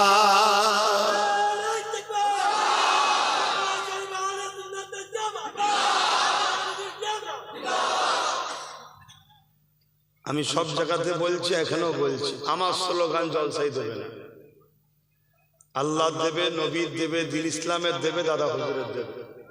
শুনছো তো? কেন এখন বিরাট সব স্লোগান লিবার জন্য সব পাগলা হয়ে যাচ্ছে। আমি না ওই লোভে পড়ে যাই, দরকার নেই বাবা। কথা বুঝেছে? জলসা দিন ইসলামের হোক, আল্লাহ ও রসুল এবং যার ওসিলা করে বাংলার মানুষ দিন ইসলাম পেয়েছো, মুজাদ্দেদ জামান দাদা হুজুরের স্লোগানটা দিও। কথা বুঝে আসছে? বাকি অন্যের বেলায় কি বলবেন না বলবেন সেটা আলাদা কথা, আমার বিষয়টা শুধু বলছি। আমি যখন হজ করবো, এটা আমি বলার অধিকার আছে না? না, হ্যাঁ, আমি আমার অফারটা দিচ্ছি। আবার কেউ এসে কিছু বলতে পারে, তুই বাবা দিন রাত আমার নাম বলবি, সেটা তার সাথে আপনার ব্যাপার। আমি এই বীজখানে কেন ঘুরতে যাবো? ঠিক না? আমি কেন ঘুরতে যাবো? যার যাকে ভালো লাগবে তাকে না থাকবে। খোলাখুলি কথা, ঝগড়া টগড়া করার আর সময় নেই। কথা বুঝছেন না? ওইদিকে দিন রাত সব ট্রেনিং হচ্ছে তোমাকে আমাকে জবাই করবে বলে, আর এখন নিজেরা ঝগড়া করার আর সময় আছে? তবে হ্যাঁ, নবীর বিরুদ্ধে যে হবে যত বিপদেই থাকি না কেন তাকে ছেড়ে দেব কেন? নবীর দুশমনকে ছেড়ে দিলেই তো আল্লাহর সাহায্য পাওয়া যাবে না। কেন? নবীর বিরুদ্ধে কথা হবে, চুপ থাকলে ঈমান থাকে না। শুনছেন তো নাকি? প্রতিবাদ করতে হবে। এবার প্রতিবাদের ধরন আছে। আমরা উলামা, আমাদেরকে মুখ দিয়ে প্রতিবাদ করতে হবে, আমাদেরকে হাত হাত তুললে হবে না। হাত তুলবে কারা? যারা শাসক ক্ষমতায় আছে। কিন্তু যারা ক্ষমতা আছে তারাই তো ইসলামের বড় দুশমন। কথা বুঝে আসে? এটা আমাদের কপাল। সব 2 নম্বর গুণকে আমরা সব সাপোর্ট করে করে ক্ষমতায় এনেছি, আমাদের হয়ে কথা বলার কেউ নেই। এটা আমাদের কপাল। আর আপনারা আম মানুষ, আপনাদের জন্য কি করণীয়? আপনাদের জন্য করণীয় হলো নবীর বিরুদ্ধে যে কথা বলবে তাকে অন্তর থেকে ঘৃণা করে সালাম কালাম আর নাই, টোটাল একদম কাফের বলে তার থেকে সরে যাওয়া। শুনছেন তো নাকি? এটা আপনাদের জন্য দায়িত্ব। কারণ আপনারা আম মানুষ, আপনারা মশলা মশাল বুঝবেন না। ফতোয়া দিতে গেলে শেষকালে শয়তানে এমন ফতোয়াই আপনাকে জড়িয়ে ফেলবে, দেখা যাবে আপনাকে কোনো দুশমন করে দিয়েছে। অতএব দূরে সরে যাবো, ও বালার কাছে যাবো না, মিটে যাবে। ইকরামাকে যখন এইভাবে ওই বাঘ ডাকি এসে বলতে লেগেছে, এ আল্লাহর বান্দারে, তোমাকে অবশ্যই খেয়ে নিতাম আমরা, কিন্তু তোমাকে আমরা খেতে পারবো না। তোমাকে খাওয়া আমাদের জন্য হারাম হয়ে গেছে। কেননা তোমার শরীর থেকে আল্লাহ নবীর খুশবু আসছে। ভেবে দেখো তো যুবকেরা, বাপেরা, মায়েরা, বোনেরা, যে ইকরামা কলেমা পড়েনি, আবু জেহেলের সন্তান হবার পরও আমার নবী পাককে একবার জড়িয়ে ধরেছে। নবীর শরীরের খুশবু তার গায়ে লেগে গেছে। এর জন্য যদি জঙ্গলের বাঘ না খেতে পারে, যদি সত্যি তোমার আমার দিলে নবী থাকে, সত্যি যদি তোমার আমার দিলে আল্লাহ থাকে, সত্যি যদি তোমার আমার দিলে নবীর প্রেম ও আদব থাকে, তাহলে জঙ্গলের বাঘের কি ক্ষমতা আছে তোমাকে আমাকে খেতে পারবে? কথা বলছো না তো? ক্ষমতা কিন্তু কই, চলো না দেখি একবার ট্রাই করে, যাবে কেউ? হ্যাঁ, কেন কে ফেলবে? তাহলে স্বীকার করতে আমাদের সেই মহব্বত নেই যেটা মহব্বত রাখা দরকার, তাই তো নাকি? তাহলে সেই মহব্বত বাড়াও। কই খাইনি তো।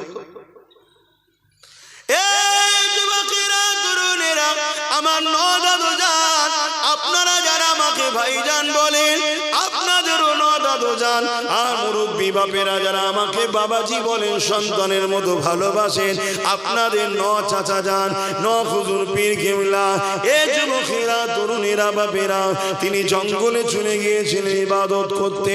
অনেক বড় কথা, ইবাদতের পরে যখন জঙ্গল থেকে ফিরতে লেগেছে, এ যুবকেরা, আল্লাহ পাকের সৃষ্টি হিংস্র বাঘের পিঠে চেপে চেপে চেপে চেপে পুরোপুরা শরীফের জমিনে এসেছিলে। আরো জোরে বলুন সুবহান। এই যুবকেরা, তরুণেরা, নাজবুস সাদাত, হুজুর পীর কেবলা, দাদা হুজুরের খুন, তাই নাই বলবেন বাঘের পিঠে চেপেছে? না না, শুধু তিনি নয়, চলে আসুন প্রতাপ চন্দ্র সেন, জিনা দাদা হুজুরের হাতে হাত দিয়ে ইমানের নূরের কালেমা পড়ার পরে সুফি আব্দুল মোমিন নাম হয়ে যায়। ওই আব্দুল মোমিন শেখ হুজুর জিনাকে বাকুলে হাওড়া জেলায় শুয়ে আছে, তেনাকে দাদা হুজুর বলেছিলেন, বাবা জঙ্গলে গিয়ে ইবাদত করো বাবা। ওই জঙ্গলে গিয়ে যখন ইবাদত করতে লাগলো, এই যুবকেরা যখন জঙ্গলের মধ্যে প্রবেশ করেছে, অপর দিক থেকে হিংস্র বাঘ আগিয়ে আসতে লেগেছে, গাল দিয়ে লালা ঝরতে লেগেছে। এমন সময় আব্দুল মোমিন বলতে লেগেছে, এই জঙ্গলে হিংস্র বাঘ, শুধু রেখে দাও, সর্বশক্তিমান হলো আল্লাহ, আল্লাহর বিনা হুকুমে তুমি আমাকে খেতে পারবে না। যদি আল্লাহ তোমার জন্য আমাকে রিজিক রাখে, অবশ্যই খেয়ে ফেলবে। তবে একটা কথা শোনো, আমি জঙ্গলে এমনি এমনি আসেনি, আমার পীর জামানার মুসাদে আবু বকর সিদ্দিক আমাকে পাঠিয়েছে। এই কথাটা শোনার সাথে সাথে সুফি আব্দুল মোমিন সাহেবের কিতাব পড়ে দেখো, ওই বাঘটা পোষা বিড়ালের নাই। আব্দুল মোমিন সাহেব হুজুরের কাছে এসে গায়ে গা ঘুষতে লেগেছে। আরো জোরে বলুন সুবহান। কোন পাওয়ারে হচ্ছে? সিনার পাওয়ার। আমার দেশের প্রধানমন্ত্রী যদি নিয়ে যাওয়া হয় বাঘের মাথায় হাত বুলোও তো দেখি জঙ্গলের খাঁচার ভেতরের না, কি করবে?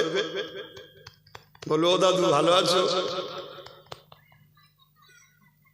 আর আমাদেরটাকে যদি নিয়ে যাই, বুঝতে পারছেন না? বলে তোর মতো ধান্দাবাজ দুটো থাকেন পৃথিবীতে, হ্যাঁ? তুই যে কি চালা, কিভাবে মোল্লা মুলি সাহেব গুলোকে টুপি পরিয়েছিস, হ্যাঁ? হুজুরদের ঘরেও কাচের করে নিয়েছিস, কি বলবে না বলবে না?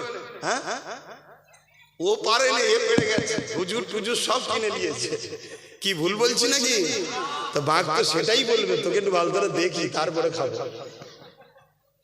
আর যদি সত্যি কোনো নবীর গোলামকে নিয়ে যাওয়া হয়, সত্যি আব্বাস হতে পেরেছে কি জানি না, যদি সত্যি হতে পারি আমিও চ্যালেঞ্জ দিয়ে বলছি, নবীর গোলাম যে হবে সত্যি, তাকে বাঘ খাবে না, তার কদমের কাছে মাথা রেখে দেবে। জোরে বলুন সুবহানাল্লাহ। 100% তার তো প্রমাণ দিন।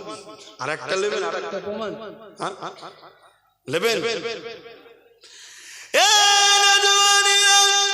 আপনারা তো উত্তর 24 পরগনার মানুষ, আপনারা বড় ধন্য, কেননা আপনাদের বুকে শুয়ে আছে আমার দাদা হুজুর রহমাতুল্লাহ আলাইহির উপযুক্ত সন্তান হাফিজুল হাদিস আল্লামা রুহুল আমিন রহমাতুল্লাহ আলাইহি।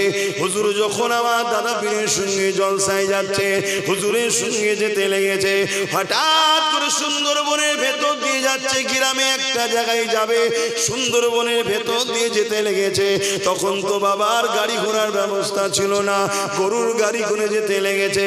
গরুর গাড়ির যিনি চালক রয়েছে তিনি লাফ মেরে হুজুরের কাছে চলে এসেছে, যেটা গরুর গাড়ির ভেতরে খিরা একটা তাবু মতো থাকে, তার মধ্যে প্রবেশ করেছে।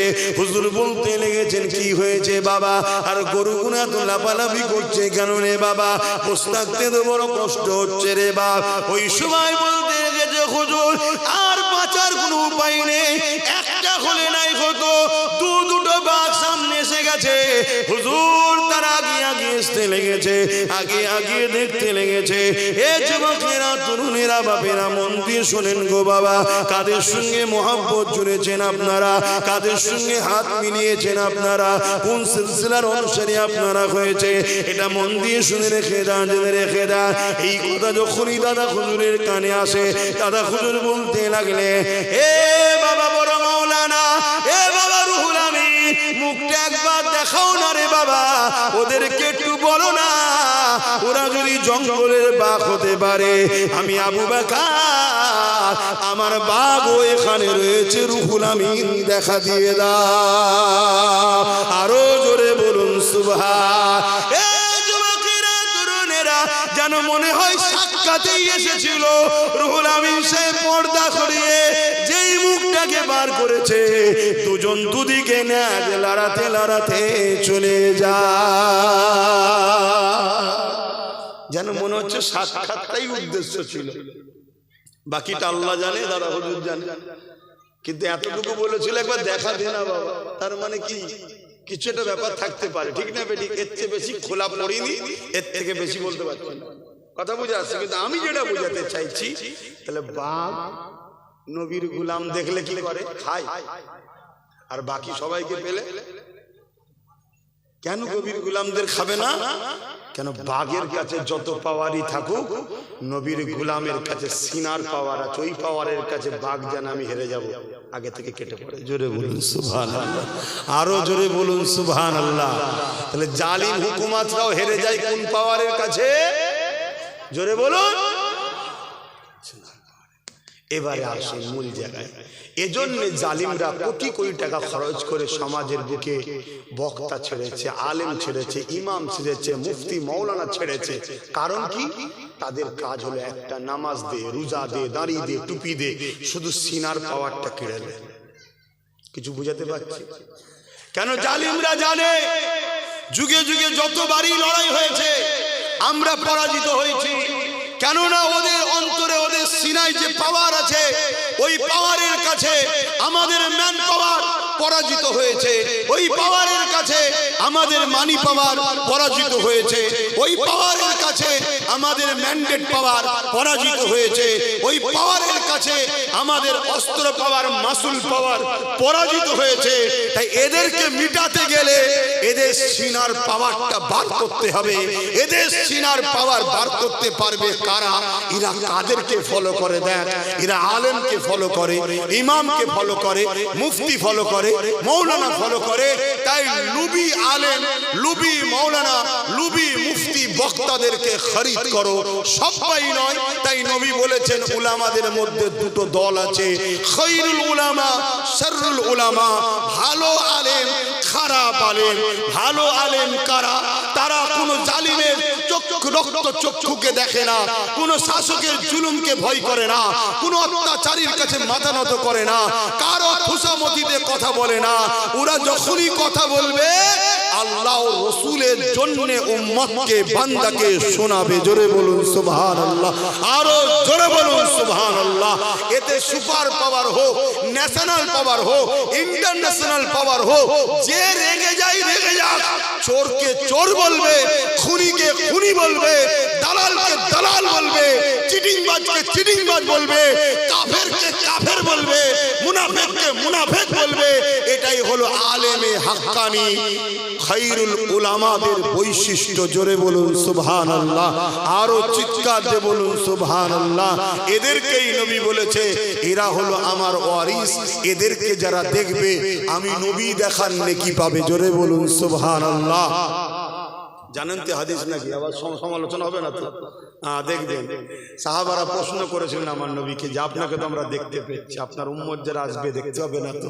আমার নবী বলেছিলেন আমার ওয়ারিসকে যারা দেখবে উলামায়ে হাক্কানি, আমি নবী দেখা যে নেকিটা হয়, যে ফজিলত, ওটা দিয়ে দেবে আল্লাহ। জোরে বলুন সুবহানাল্লাহ। তাহলে আলেম দুই ধরনের। আমাদেরকে আলেম ধরতে হবে না? হবে না? এই আলেম ছাড়া উম্মত কখনো বাঁচবে? কথা বলুন। কেন? উম্মতের জন্য নবী রেখে গেছে কাকে? ডাক্তারকে, জজকে, উকিলকে, ডিএমকে, প্রধানমন্ত্রী, সিএম, পিএম, কাউকে রেখে গেছে? আল উলামা ও ওয়ারাসাতুল আম্বিয়া। তোমরা আলেমে হাক্কানিদের ধরো। রাজনীতি করবে, তোমার আলেমে হাক্কানি যেটা বলবে সেইভাবে করো। কি বলে অর্থনীতি, ব্যবসা করবে, আলেমে হাক্কানি যেভাবে বলবে সেভাবে করো। কারণ ইসলাম পূর্ণাঙ্গ, এটা অন্য ধর্ম নয়। ইসলাম কমপ্লিট। আমি অন্য কোনো ধর্মকে ছোট বড় করছি না। ইসলাম কমপ্লিট। এখানে ধর্মনীতি, সমাজনীতি, রাজনীতি, এডুকেশন নীতি, পরিবেশ নীতি, প্রতিবেশী নীতি, সম্প্রীতি নীতি, মানববন্ধন নীতি, টোটালটা আছে। তুমি যেটাই করবে আলেমে হাক্কানি মুখ থেকে শুনে করো। কারণ আলেমে হাক্কানি যেটাই বলবে আমারও আল্লাহর কথা বলবে। জোরে বলুন সুবহানাল্লাহ। আর আলেমে হাক্কানি তারা কখনো গুস্তাখে রাসূলের পক্ষে থাকতে পারে না। আলেমে হাক্কানি কখনো মাদ্রাসার দুশমন, মসজিদের দুশমন, মিথ্যু, ঘুষখোর, চিটিংবাজ, মুসলমানদের খুনিদেরকে কখনো আলেমে হাক্কানি সাপোর্ট করতে জোরে বলে পারবে না। জোরে বলুন সুবহানাল্লাহ। আর দ্বিতীয় নম্বর রইল কি? শাররুল উলামা, মন্দ উলামা, খারাপ উলামা। তারা কারা? যারা কোরআন হাদিসের ইলম অর্জন করবে কিন্তু এই ইলমটাকে তাগুতি শক্তির কাছে অর্থের বিনিময়ে বিক্রি করবে। শুনছেন তো? না জানলে ধ্বংস হয়ে যাবে। মন দিয়ে শুনেন। হতভাগা আকবর তৎকালীন সময়ে এই শাররুল উলামাদের ঘরে খরিদ করেছিল।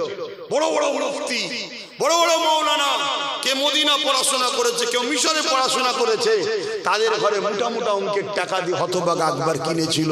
কিনে তাদের দ্বারা দ্বীনে ইলাহি লিখিয়েছিল, কোরআনের বিরুদ্ধে কিতাব লিখিয়েছিল। আর মুজাদ্দিদ আল পেসানি এবং পক্ষে কিছু উলামা তারা ওই হতভাগা আকবর ও তাদের মুফতিদের বিরোধী করেছিল।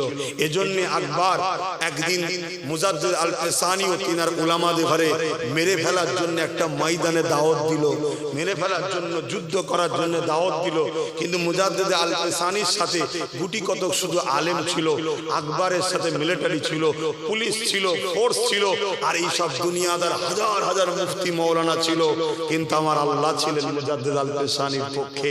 আর কোনো চিন্তা থাকবে কি হতে পারে মনে হচ্ছে তো নাকি? কি হলো? লড়াই শুরু হলো। লড়াইয়ের আগে হুজুর দোয়া করলেন, আল্লাহ এই লড়াইয়ে যদি আপনি আমার না সাথ দেন, আমার সাথে আছেন, আর কবে সাথ দেবেন? কথা বুঝছেন না? আল্লাহর পক্ষ থেকে তুফান এলো, ওই তুফানে হতভাগা আকবর ও তার মুফতি মৌলানা সব জাহান্নামে আল্লাহ নিয়ে গেল। মুজাদ্দিদ আল পেশানি ও তিনার উলামাদেরকে আল্লাহ হিফাজত করলেন। জোরে বলুন সুবহানাল্লাহ। তা আজও লড়াই হবে। দুই শ্রেণীর উলামা আছে। সর্বপ্রথম মুসলিম সমাজ, শোনো, তোমাদের সব থেকে বড় ক্ষতি করেছে একদল উলামারা। তোমাদের সব থেকে বড় ক্ষতি করেছে কারা জানো? যারা সব সময় একটা কথা ভেনিয়ে বলে, কি আমরা বাবু সব রাজনীতি থেকে ওসব কি হবে, অথচ তারা দীর্ঘদিন দেখুন বিভিন্ন বেঈমানদের দলের দালালি তারাই পায়। চিনতে পারছেন এইগুলো? হ্যাঁ, কিছু সুফিজম আছে, কিছু সুফি ওলি আল্লাহ আছে, আলেম ওলামার, তারা সত্যিকারের এ থেকে দূরে থাকে। ওটা আলাদা কথা, ওটা আলাদা কথা। ঘৃণা করে না, কিন্তু দূরে থাকে। তারা জেকের আজগার মুরাকিবা মুসাইদা দিনের খেদমত নামাজ রোজা নিয়ে থাকে। আমি ওনাদের কথা বলছি। যারা ঘর খাই না ঘরে গা বসে, বুঝতে পারছেন তো নাকি? আমরা বাবা উষা উষা, আরে আম মানুষ মুসলমান শিখবে কার থেকে? আলেমের থেকে নাকি? দেখছে আমার মাওলানা সাহেব সে নিজে কখনো করছে না, সব সময় নিষেধ করে, অথচ বেঈমানের ঝান্ডা ধরে দালালি করে। এ আছে না? না, এগুলো হলো সব থেকে বড় আমাদের ক্ষতিকারক। এ কথাগুলো কেন বলছি জানেন? আজকে আমাদের ভারতবর্ষের মুসলমানদের বাঁচা এখন বড় ভয়ঙ্কর হয়ে গেছে। সত্য না মিথ্যা? যেখানে সেখানে গুলি করে করে মারছে না, মারে না। এই কারণটা কেন? শুধু বাংলায় নয় তো, পুরো দেশে হচ্ছে। এই কারণটা কেন? এই কারণটা হলো ওই সকল মুনাফিকগুলো আমাদের জন্য হয়েছে। আজকে এই মুনাফিক উলামারা যদি আমার কওমকে শিক্ষা দিত, জাগাতো, বাবা ডিফেন্সের জন্য শক্তি দরকার আছে, কারোর উপর জুলুমের জন্য নয় বাবা। হ্যাঁ, ওকে যদি 50টা দাও, তুমি বাবা গোটা কুড়ি নিজের হাতে রেখো ডিফেন্স করার জন্য। এই শিক্ষা যদি পুরো দেশ ধরে উলামারা দিত, তাহলে আজকে কেন্দ্র সরকার কখনো ওয়াকফ বিলের নামে আমার মসজিদ মাদ্রাসাকে মিটিয়ে দিবার ষড়যন্ত্র করতে পারত। তাহলে আজকের দিনে কমসে কম গোটা ভারত মিলিয়ে গোটা কুড়ি হলো ইমানদার লোক ওখানে থাকতো। যখনই ওয়াকফ বিল করতে যাচ্ছে মারপিট হতো না? হতো। কই আমাদের? আমার কথা মাথায় খারাপ লাগছে নাকি? যে হুজুর জলসা করতেছে, কি বলছে? কোরআন হাদিসই বলছি বাপ, বুঝতে পারছেন না? কোরআন হাদিসই বলছি। ইসলামে আছে না নাই ডিফেন্স করার কথা? ইসলামে আছে না নাই মসজিদ মাদ্রাসা বাঁচাবার জন্য শক্তি পরিকল্পনা তৈরি করার কথা? আজকে কি হলো বলুন? আপনি জানেন আমার পশ্চিম বাংলায় মাদ্রাসা শিক্ষা থেকে কোরআনকে তুলে দিয়েছে? আপনি জানেন? বলুন হ্যাঁ কি না বলুন। কারা তুলেছে? রাজ্য সরকার, ঠিক না বেটি? কিন্তু রাজ্য সরকারের যারা দালালি করেছিল তাদের মুখে কথা আছে যে আপনি কি করছেন? আমরা তো আপনার পক্ষেই ছিলাম, বা এখনো আছি, আছে না? না, তা আপনি কোরআন তুলছেন। আপনি কোটি কোটি টাকা খরচ করে দীঘায় মন্দির করছেন, সরকারের কাজ এটা করা, তারপরও আপনার ধর্ম আপনি করছেন, আমরা বিরোধী করিনি, ঠিক না বেটি? কিন্তু আমার মাদ্রাসাকে কোরআন তুলছেন কেন? কেন্দ্র সরকার মসজিদ মাদ্রাসা ভাঙছে, তাই তার বিরুদ্ধে আমরা। ইসলামের বিরোধী করে তার বিরুদ্ধে গিয়ে আপনাকে সাপোর্ট করেছি, মানুষকে বুঝিয়েছি। ওকে রুখতে গেলে আপনাকে দরকার। আপনি এই সুযোগে ফায়দা নিয়ে আমার মসজিদ আমার মাদ্রাসা থেকে কোরআন তুলতে দেবেন? এদের বলা দরকার আছে না? কিন্তু কেউ বলছে, সেই আব্বাস সিদ্দিকী বলছে। দেখুন, বলুন কেউ বলছে কি কথা? কারো রেকর্ড দেখান একটা, আমি চুপ করে যাবো। সেই আমি বলছি। কেন বলছি? ওর বিরুদ্ধেও যেমন বলছি অন্যায় করছে, এর বিরুদ্ধে বলছি কেন অন্যায় করছে, কেন এরা কোরআন হাদিসে ইসলামের বিরুদ্ধে লেগেছে। কিন্তু আমার প্রশ্ন এই জায়গায়, এরপরও যদি এই উলামা, আলেম উলামা এরা যদি পরিবর্তন না হয়, তাহলে এরা সাররুল উলামা, এদের সাথে যদি তোমরা ওয়াকফ বাঁচাবার আন্দোলন করো, এদের কথা শুনে যদি তোমরা আগামী দিন আগাও, ধ্বংস হবে না? এটা আওয়াজ দিয়ে বলবেন, নিশ্চিন্তে ধ্বংস হবে। কেন? এরা মুনাফিক, এরা মুনাফিক। আর যদি বলেন যে না, এতদিন তো কোরআনের বিরোধী করেনি তাই সাথ দিয়েছিলাম, আজকে কোরআনের বিরোধী করছে আমরা প্রতিবাদ করব, তাহলে আমার মুনাফিক বলার অধিকার নেই। এ কথা বুঝছেন না? বোঝেন না? আর দ্বিতীয় নম্বর, যেসব মুসলমানরা মনে করো কেন্দ্রের হাত থেকে বাঁচার জন্য রাজ্যকে দরকার, রাজ্য সরকারের পক্ষে থাকা দরকার, আমি তাদেরকে বলছি আপনারা বলুন, রাজ্য সরকার যদি কোরআনকে মিটিয়ে দেয় তারপরেও থাকবেন? একটু আওয়াজ চাইছি। আমি ওই সকল মানুষকে বলবো, যদি রাজ্য সরকার কি প্রশ্ন ভালোবাসা দরকার হয়, তাকে যে বুঝাও না যে আমরা তো সবাই তোমার সাথে। তুমি তো নিজেই বলেছিলে 28% মুসলমান আমাকে সাপোর্ট করেছে, তাহলে আজকে তুমি তো ডুবিয়ে দাও, আমরা তো বাঁচালাম। তো তুমি আমার কোরআনের বিরুদ্ধে যাচ্ছ কেন? তুমি আমার কোরআনকে তুলে দিচ্ছ কেন? অতএব তুমি রাজনীতি করছো, করো, আমরা যেমন ছিলাম থাকবো, কিন্তু আমার কোরআনে হাত দিওনি। সে যদি তোমাকে প্রয়োজন হয় তাহলে কোরআনকে রাখবে না তুলে দেবে? রাখবে। ঠিক না বেটি? কোরআনের পিছনে লাগতে যাবে না। আর যদি তারপরও তোমার কথা না শুনে কোরআনকে তুলতে যায়, তোমার কি মনে হয় কেন্দ্রের হাত থেকে বাঁচার জন্য একা সাপোর্ট করা চলবে? আওয়াজ দিতে বলতে হবে। যদি দাও, দুটো ফতোয়া দিয়ে যাচ্ছি। প্রথম কথা হচ্ছে, যারা এর পরও সাপোর্ট করবে কাফের হবে। শুনছেন না শোনেন না? কোন মায়ের লাল যদি মুফতি মাওলানা থাকে রুহে জমিনের উপরে, সরকারের টাকা খাওয়ার দালাল যদি থাকে, আমার সাথে ডিবেটে বসো। কথা মাথায় ঢুকছে না? ঢোকে না? কোরআনের দুশমনকে যে সহযোগিতা করে, শক্তিশালী করবে, সে কাফের হয়, কাফের। শুনছেন তো নাকি? হতে পারে বুখারী পড়ায়, হতে পারে সাইফুল হাদিস, হতে পারে হাজার হাজার মাদ্রাসা করেছে, হতে পারে বিরাট বড় মুফতি, কিন্তু কোরআনের দুশমনকে শক্তিশালী করার জন্য ও কোরআনের দুশমনের সাথ দেওয়ার জন্য ও কাফের হয়ে গেছে। শুনছেন তো নাকি? এই অসুবিধা হচ্ছে। দ্বিতীয় নম্বর, শোনো, যদি তুমি মনে করো কেন্দ্রের হাতে বাঁচার জন্য এর সাপোর্ট দরকার, আমার আল্লাহ কোরআনে বলছে, আমি ও আমার রসুল ছাড়া যাকে তোমরা বাঁচার জন্য আপন মনে করবে, আমি আল্লাহ তার হাতে তোদেরকে শেষ করব। অতএব এর হাতেই তোদেরকে আল্লাহ শেষ করবে। অলরেডি তো শেষ, অলরেডি শেষ। ভিখারি হয়ে যার বাকি কোথা রয়েছে? সব ভিক্ষা চায়। কথা মাথায় ঢুকছে না? কিন্তু এরপরও আমি অত ডিপে যাবো না, কারণ এটা ধর্মসভায় এসছে, আমি ধর্ম নিয়ে শুধু বলবো। কোরআন আমার ধর্মীয় গ্রন্থ। কেন্দ্র সরকার যেমন অন্যায় করছে, সংবিধান বিরোধী কালো কানুন করে আমার মসজিদ, মাদ্রাসা, কবরস্থান, ঈদগাহকে দখল করতে চাইছে, ও যেমন জালিম, আমার ইসলামের উপর জুলুম করছে, ওর বিরুদ্ধে ভোট, ওর বিরুদ্ধে থাকা, ওর বিরুদ্ধে সাপোর্ট করা ইসলাম অনুযায়ী জায়েজ, ওর পক্ষে থাকা হারাম, ওর পক্ষে থাকলেও চলবে না, ঈমান চলে যাবে। ঠিক তেমনি রাজ্য সরকার ও কোরআনের যে ষড়যন্ত্র করেছে, কোরআন তুলে দিয়েছে, যদি এ থেকে ও ভুলটা বুঝে না ফিরে যায়, তাহলে একেও সাপোর্ট করা তেমন হারাম হয়ে যাবে। যদি করো, ঈমান চলে যাবে। এটা আমার দায়িত্ব, জানিয়ে দিলাম। লেবে না লেবে সম্পূর্ণ তোমাদের ব্যাপার। তবে এখানে বলে যায়, যদি এ কোরআনকে যেমন ছিল তেমন থাকবে ঘোষণা যদি দেয়, তারপর থেকে আমার আর বলার কিছু থাকবে? কথা বুঝে আসছে?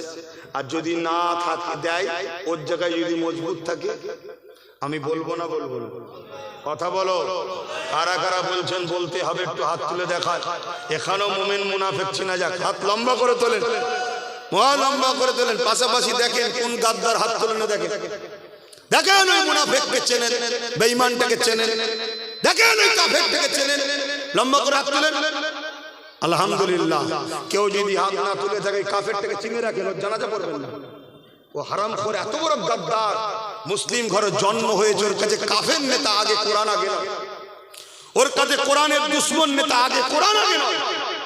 তাহলে এই সকল মুনাফিক যদি আমাদের মধ্যে থাকে, আমরা ধ্বংস হব না? আজকে ধ্বংসের কারণটা বুঝতে পারছি না। হুজুর কি হবে? হুজুর মেরে ফেলবে। হুজুর তুই তো এমনি মরে যাবি। সিনার শক্তি বাড়া, কোরআনের পক্ষে থাক, আল্লাহকে ভয় কর, নবীর প্রেম আদব রাখ। তো যত বড়ই শাসক হোক না কেন, তোর কিচ্ছু করতে পারবে না। আর যদি কোরআনের পক্ষে থাকার জন্য তোর যদি মরণ হয়, তে মরণ তো খুব কম লোকই পায়। এ তো নসিবওয়ালা মরণ। তুই এমনিতে একদিন একদিন মরবে না, মরবে না। এই আমি সারা জীবন বেঁচে থাকবো, আমার মরণ হবে না? এই কোরআনের পক্ষে থাকার জন্য মরণ হয়, আমার মরণটা নসিবওয়ালা মরণ। আমি মরতে দেরি, জান বেরোতে দেরি, আগে জান্নাত দেখে নেবো। জোরে বলুন সুবহানাল্লাহ। হে যুবক, আল্লাহ ছাড়া কাউকে কখনো ভয় করবে না। হকের পক্ষে থাকো, হকের পক্ষে থাকো। কারোর উপরে জুলুম যেমন করবে না, কারোর উপরে জুলুম যেমন করবে না, জালিম সাথও দেবে না, আর আল্লাহ ছাড়া কাউকে ভয়, জোরে বলো, করবে না। এটা মাথায় রাখবে। আর যদি না রাখতে পারো, মনে রাখবে দুনিয়ায় তো গোলাম হয়েছো, আগামী দিন দেখো না আরো কি হয়, আগামী দিন দেখো আরো কত দুর্দশা হয়, দেখো না। যেখানে সেখানে পিটিয়ে পিটিয়ে মেরে দিচ্ছে মুসলমানগুলোকে ধরে ধরে।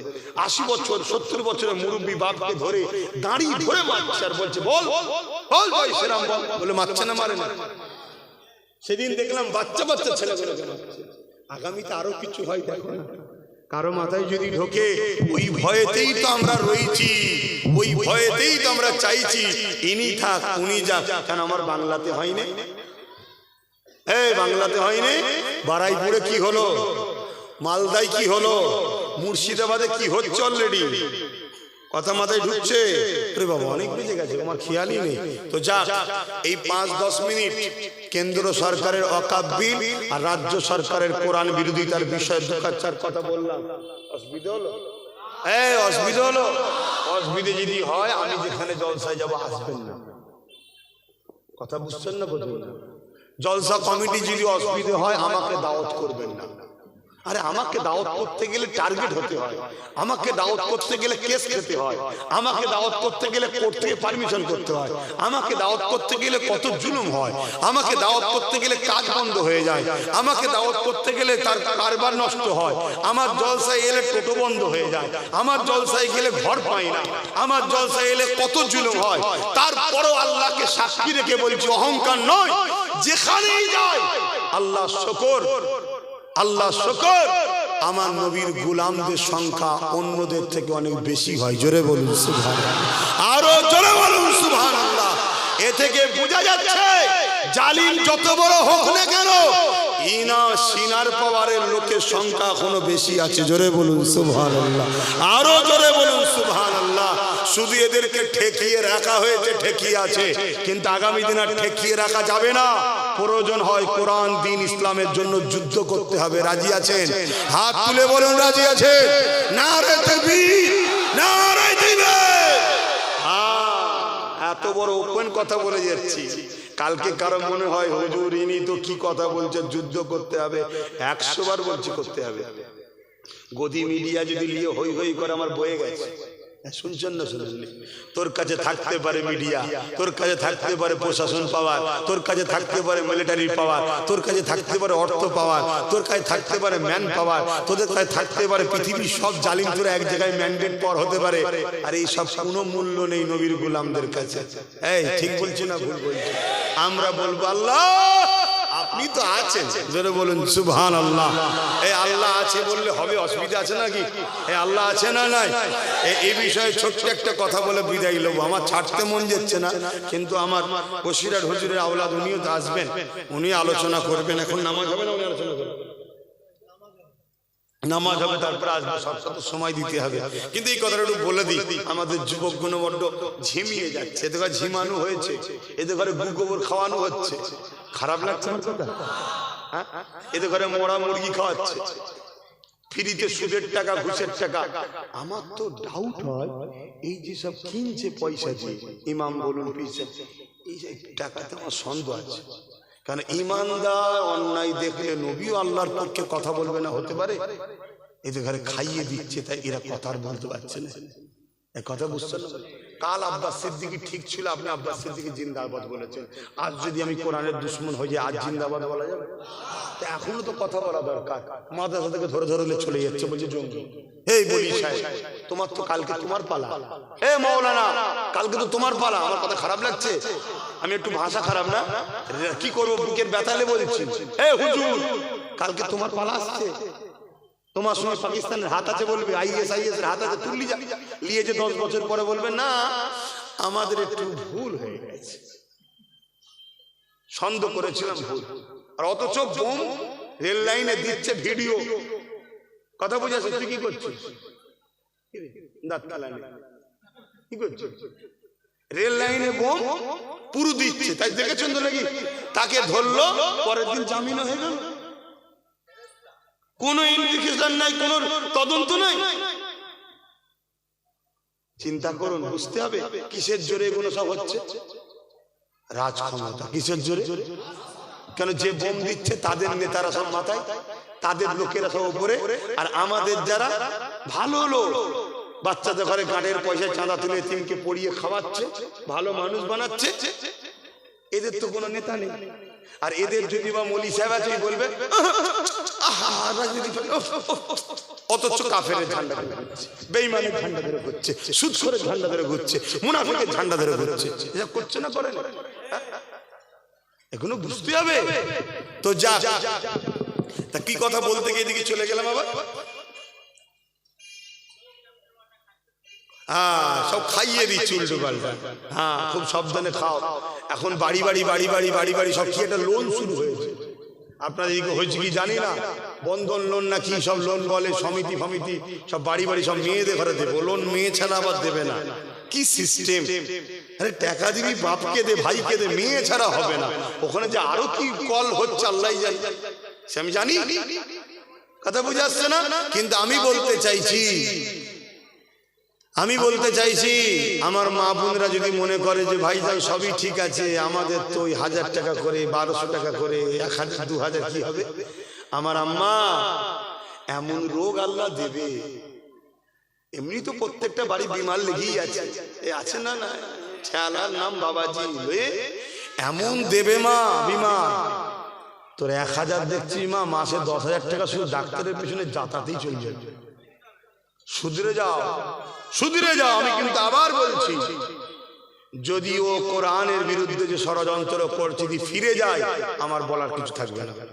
যার যা পছন্দ তার কেলে থাকবে, যা আমার পছন্দ নওশাদ, আমি তাকেলে থাকবে। কথা শেষ।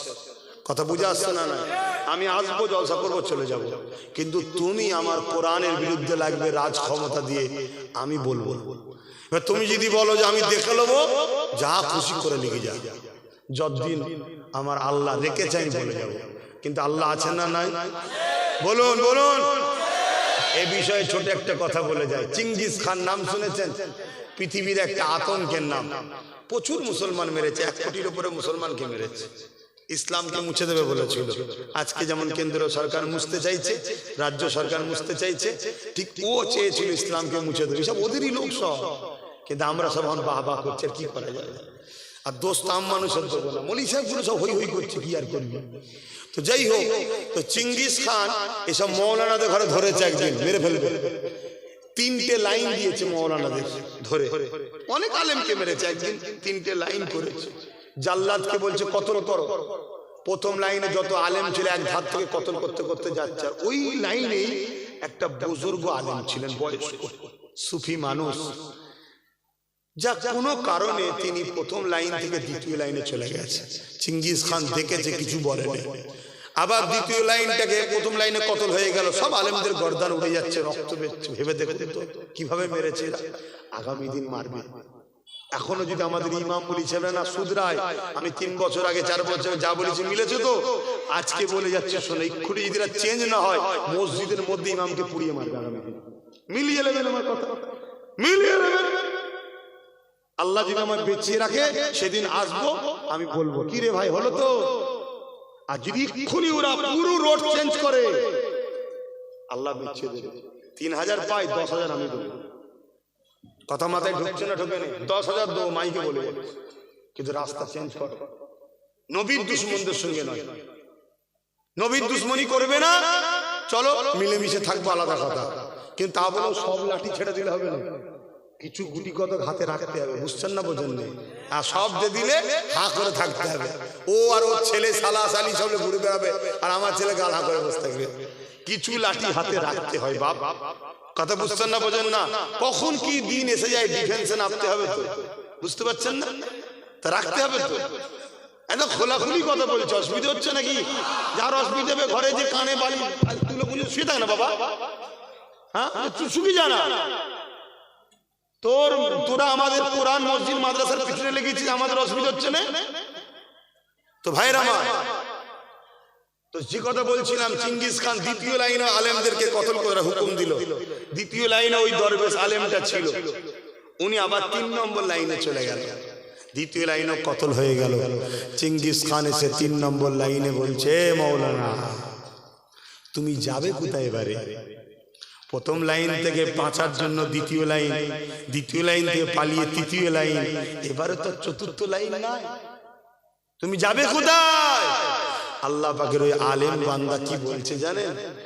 আল্লাহ আছে, জোরে বলুন সুবহানাল্লাহ, আরো জোরে বলুন সুবহানাল্লাহ। আজকে আমাকেও যদি কেউ বলে ভাইজান আব্বাস সিদ্দিকী কি করছেন, আমিও বলবো আল্লাহ আছে। হাসবুনাল্লাহ ওয়া নি'মাল ওয়াকিল, নি'মাল মাওলা ওয়া নি'মান নাসির। যারা আল্লাহর উপরে ভরসা করে চলে, আল্লাহই তাদের জন্য যথেষ্ট।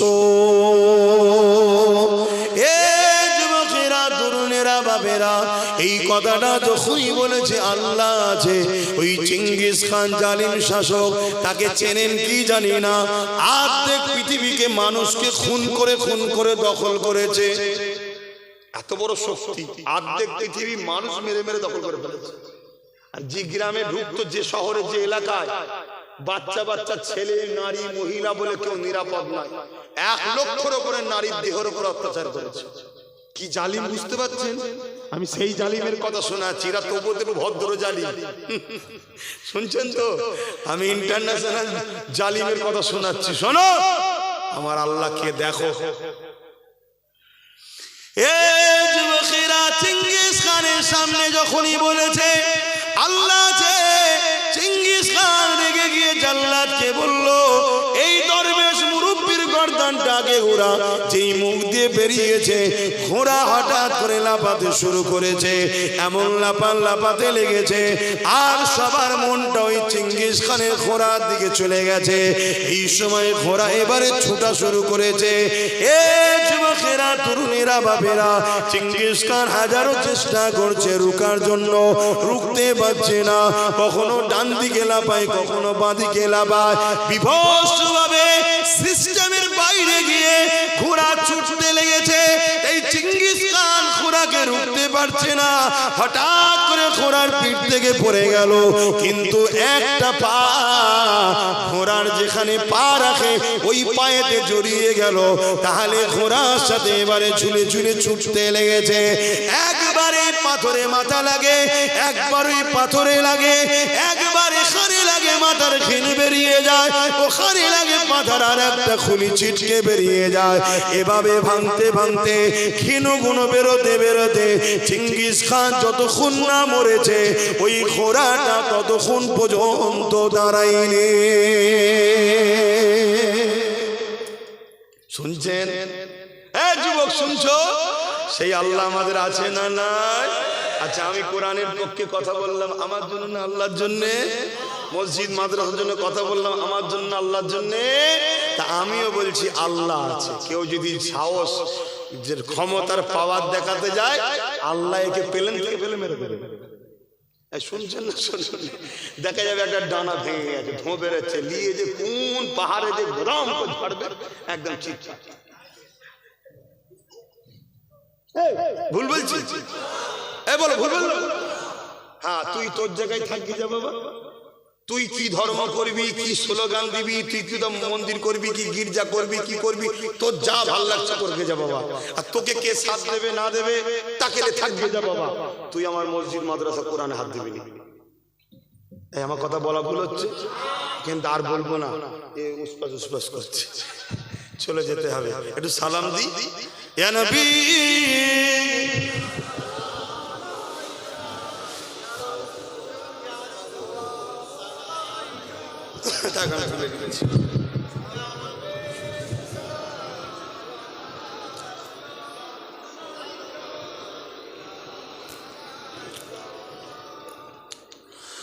طلع البدر علينا من شنيعة الولاء وجب الشكر علينا ما دعا لله أحدا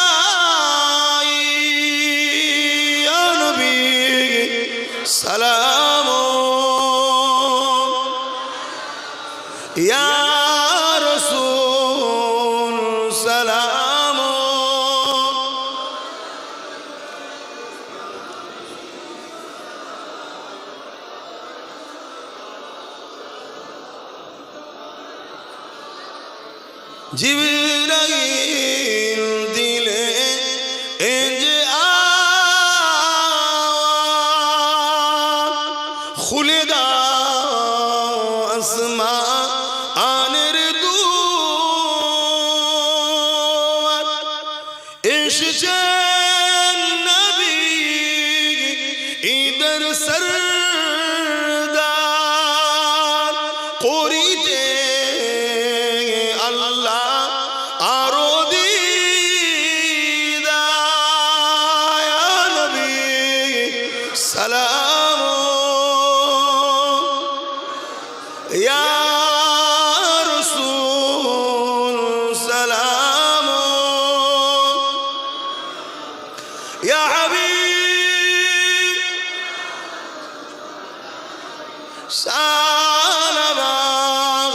সালামাতুল্লাহ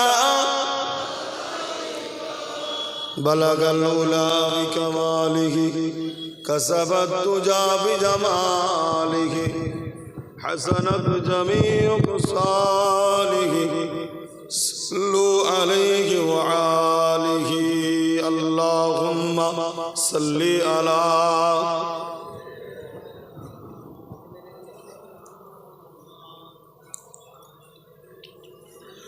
আমার আব্বা জানেরা এই মাহফিল হচ্ছে আসছি আতে আপনারা অখুশি হলেন নাকি এবার একটু অখুশি হয়ে গেলেন না হ্যাঁ যারা আমার আল্লাহ ও রসুলের নয় আল্লাহকে সাক্ষী রেখে বলছি তাদের সঙ্গে সম্পর্ক নাই সেই যে আমার আব্বা আম্মাও হয় তাও সম্পর্ক নাই আপনারা তো অনেক দূরের কথা শুনছেন তো নাকি হ্যাঁ কিন্তু আমাদের সব থেকে বড় ক্ষতিকারক হলো মুনাফিক উলামা যাকে শাররুল উলামা বলে আজকে সব উলামারা নাই সত্যের পক্ষে নবীর পক্ষে থাকতো কোন জালিমের কখনো সাহস হতো না আকবার দিনে ইলাহি লিখতে পারত এগুলোকে চিনুন এই গাদ্দারদের যদি না চিনতে পারে তাহলে আপনাদের জন্য বিরাট বড় ক্ষতি আগামী দিনে অপেক্ষা করছে কথা মাথায় শুনছেন আর আসেন দোয়া চাইবো তার আগে এই মাহফিলের জন্য যার যা খুশি সে শরীক হন দেবেন না মাহফিলের জন্য ছেলেরা যাচ্ছে যার যা খুশি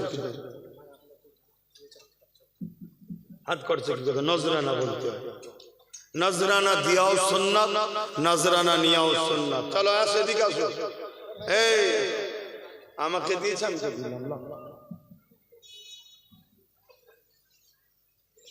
সকলে দেন যার যা খুশি দেন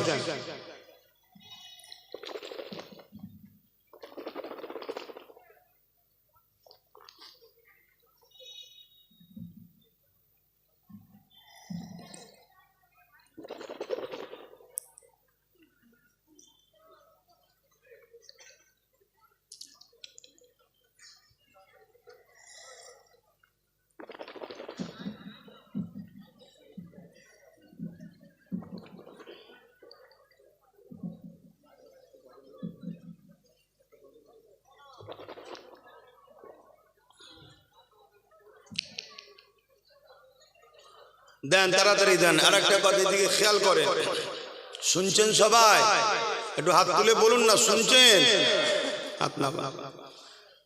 আগামী দিন কোরআনের পক্ষে দিন ইসলামের পক্ষে মসজিদ মাদ্রাসার পক্ষে কেন্দ্র সরকারের কালা কানুন প্রত্যাখ্যান করাবার লড়াইয়ে আগামী দিন আরো যদি আন্দোলন করতে হয় আমি ডাকবো খবর পেলে আপনারা যাবেন তো নাকি একটু আওয়াজ দিয়ে বলুন যাবেন তো নাকি হাত তুলে সাক্ষী দেন বলুন মারহাবা আচ্ছা যদি ডাকটা কলিকাতায় দিই যে চলো কলিকাতায় চলো 20-30 লক্ষ লোক এক জায়গায় হব আমরা তাতে কি আপনাদেরও পাওয়া যাবে ইসলামের জন্য কাজ কাম ছেড়ে যাওয়া যাবে আল্লাহ কবুল করে বলুন আল্লাহুম্মা আমিন খেয়াল রাখবেন আমার নামে কেউ যেন মিথ্যা প্রচার না করে এটাকেও খেয়াল রাখবেন কথা বুঝে আসছে সজাগ হয়ে জেনে শুনে যাবেন অনেক জায়গায় আবার সত্যি ডেকেছি আবার মিথ্যা প্রচার করে না উনি বলেছিলেন কিন্তু আসছেন কথা বুঝেছি এই একটা নাটক চলছে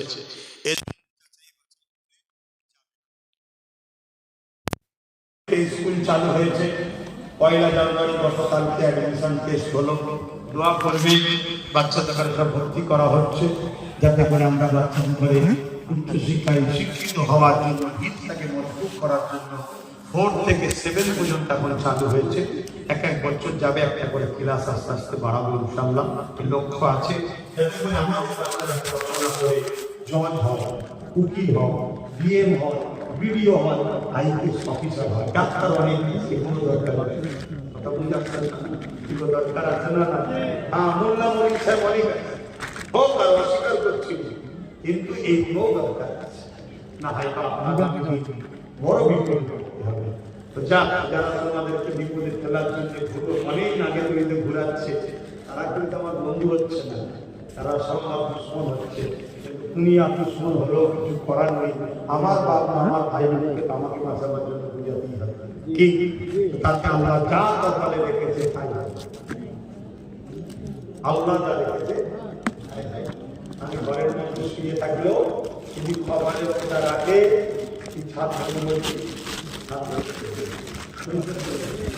আর যদি কপালে ওটা না রাখে,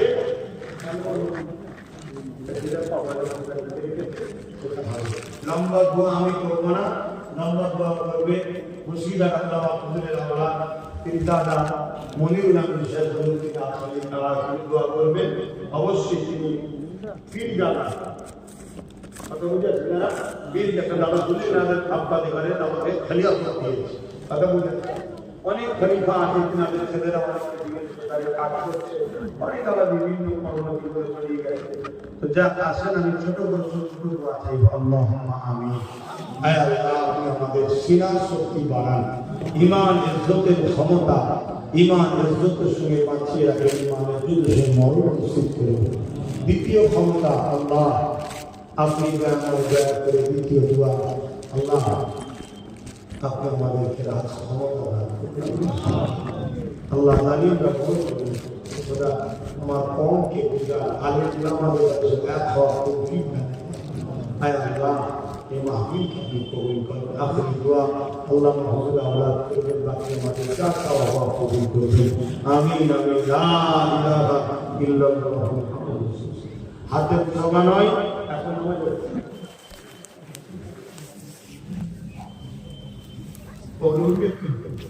এই না না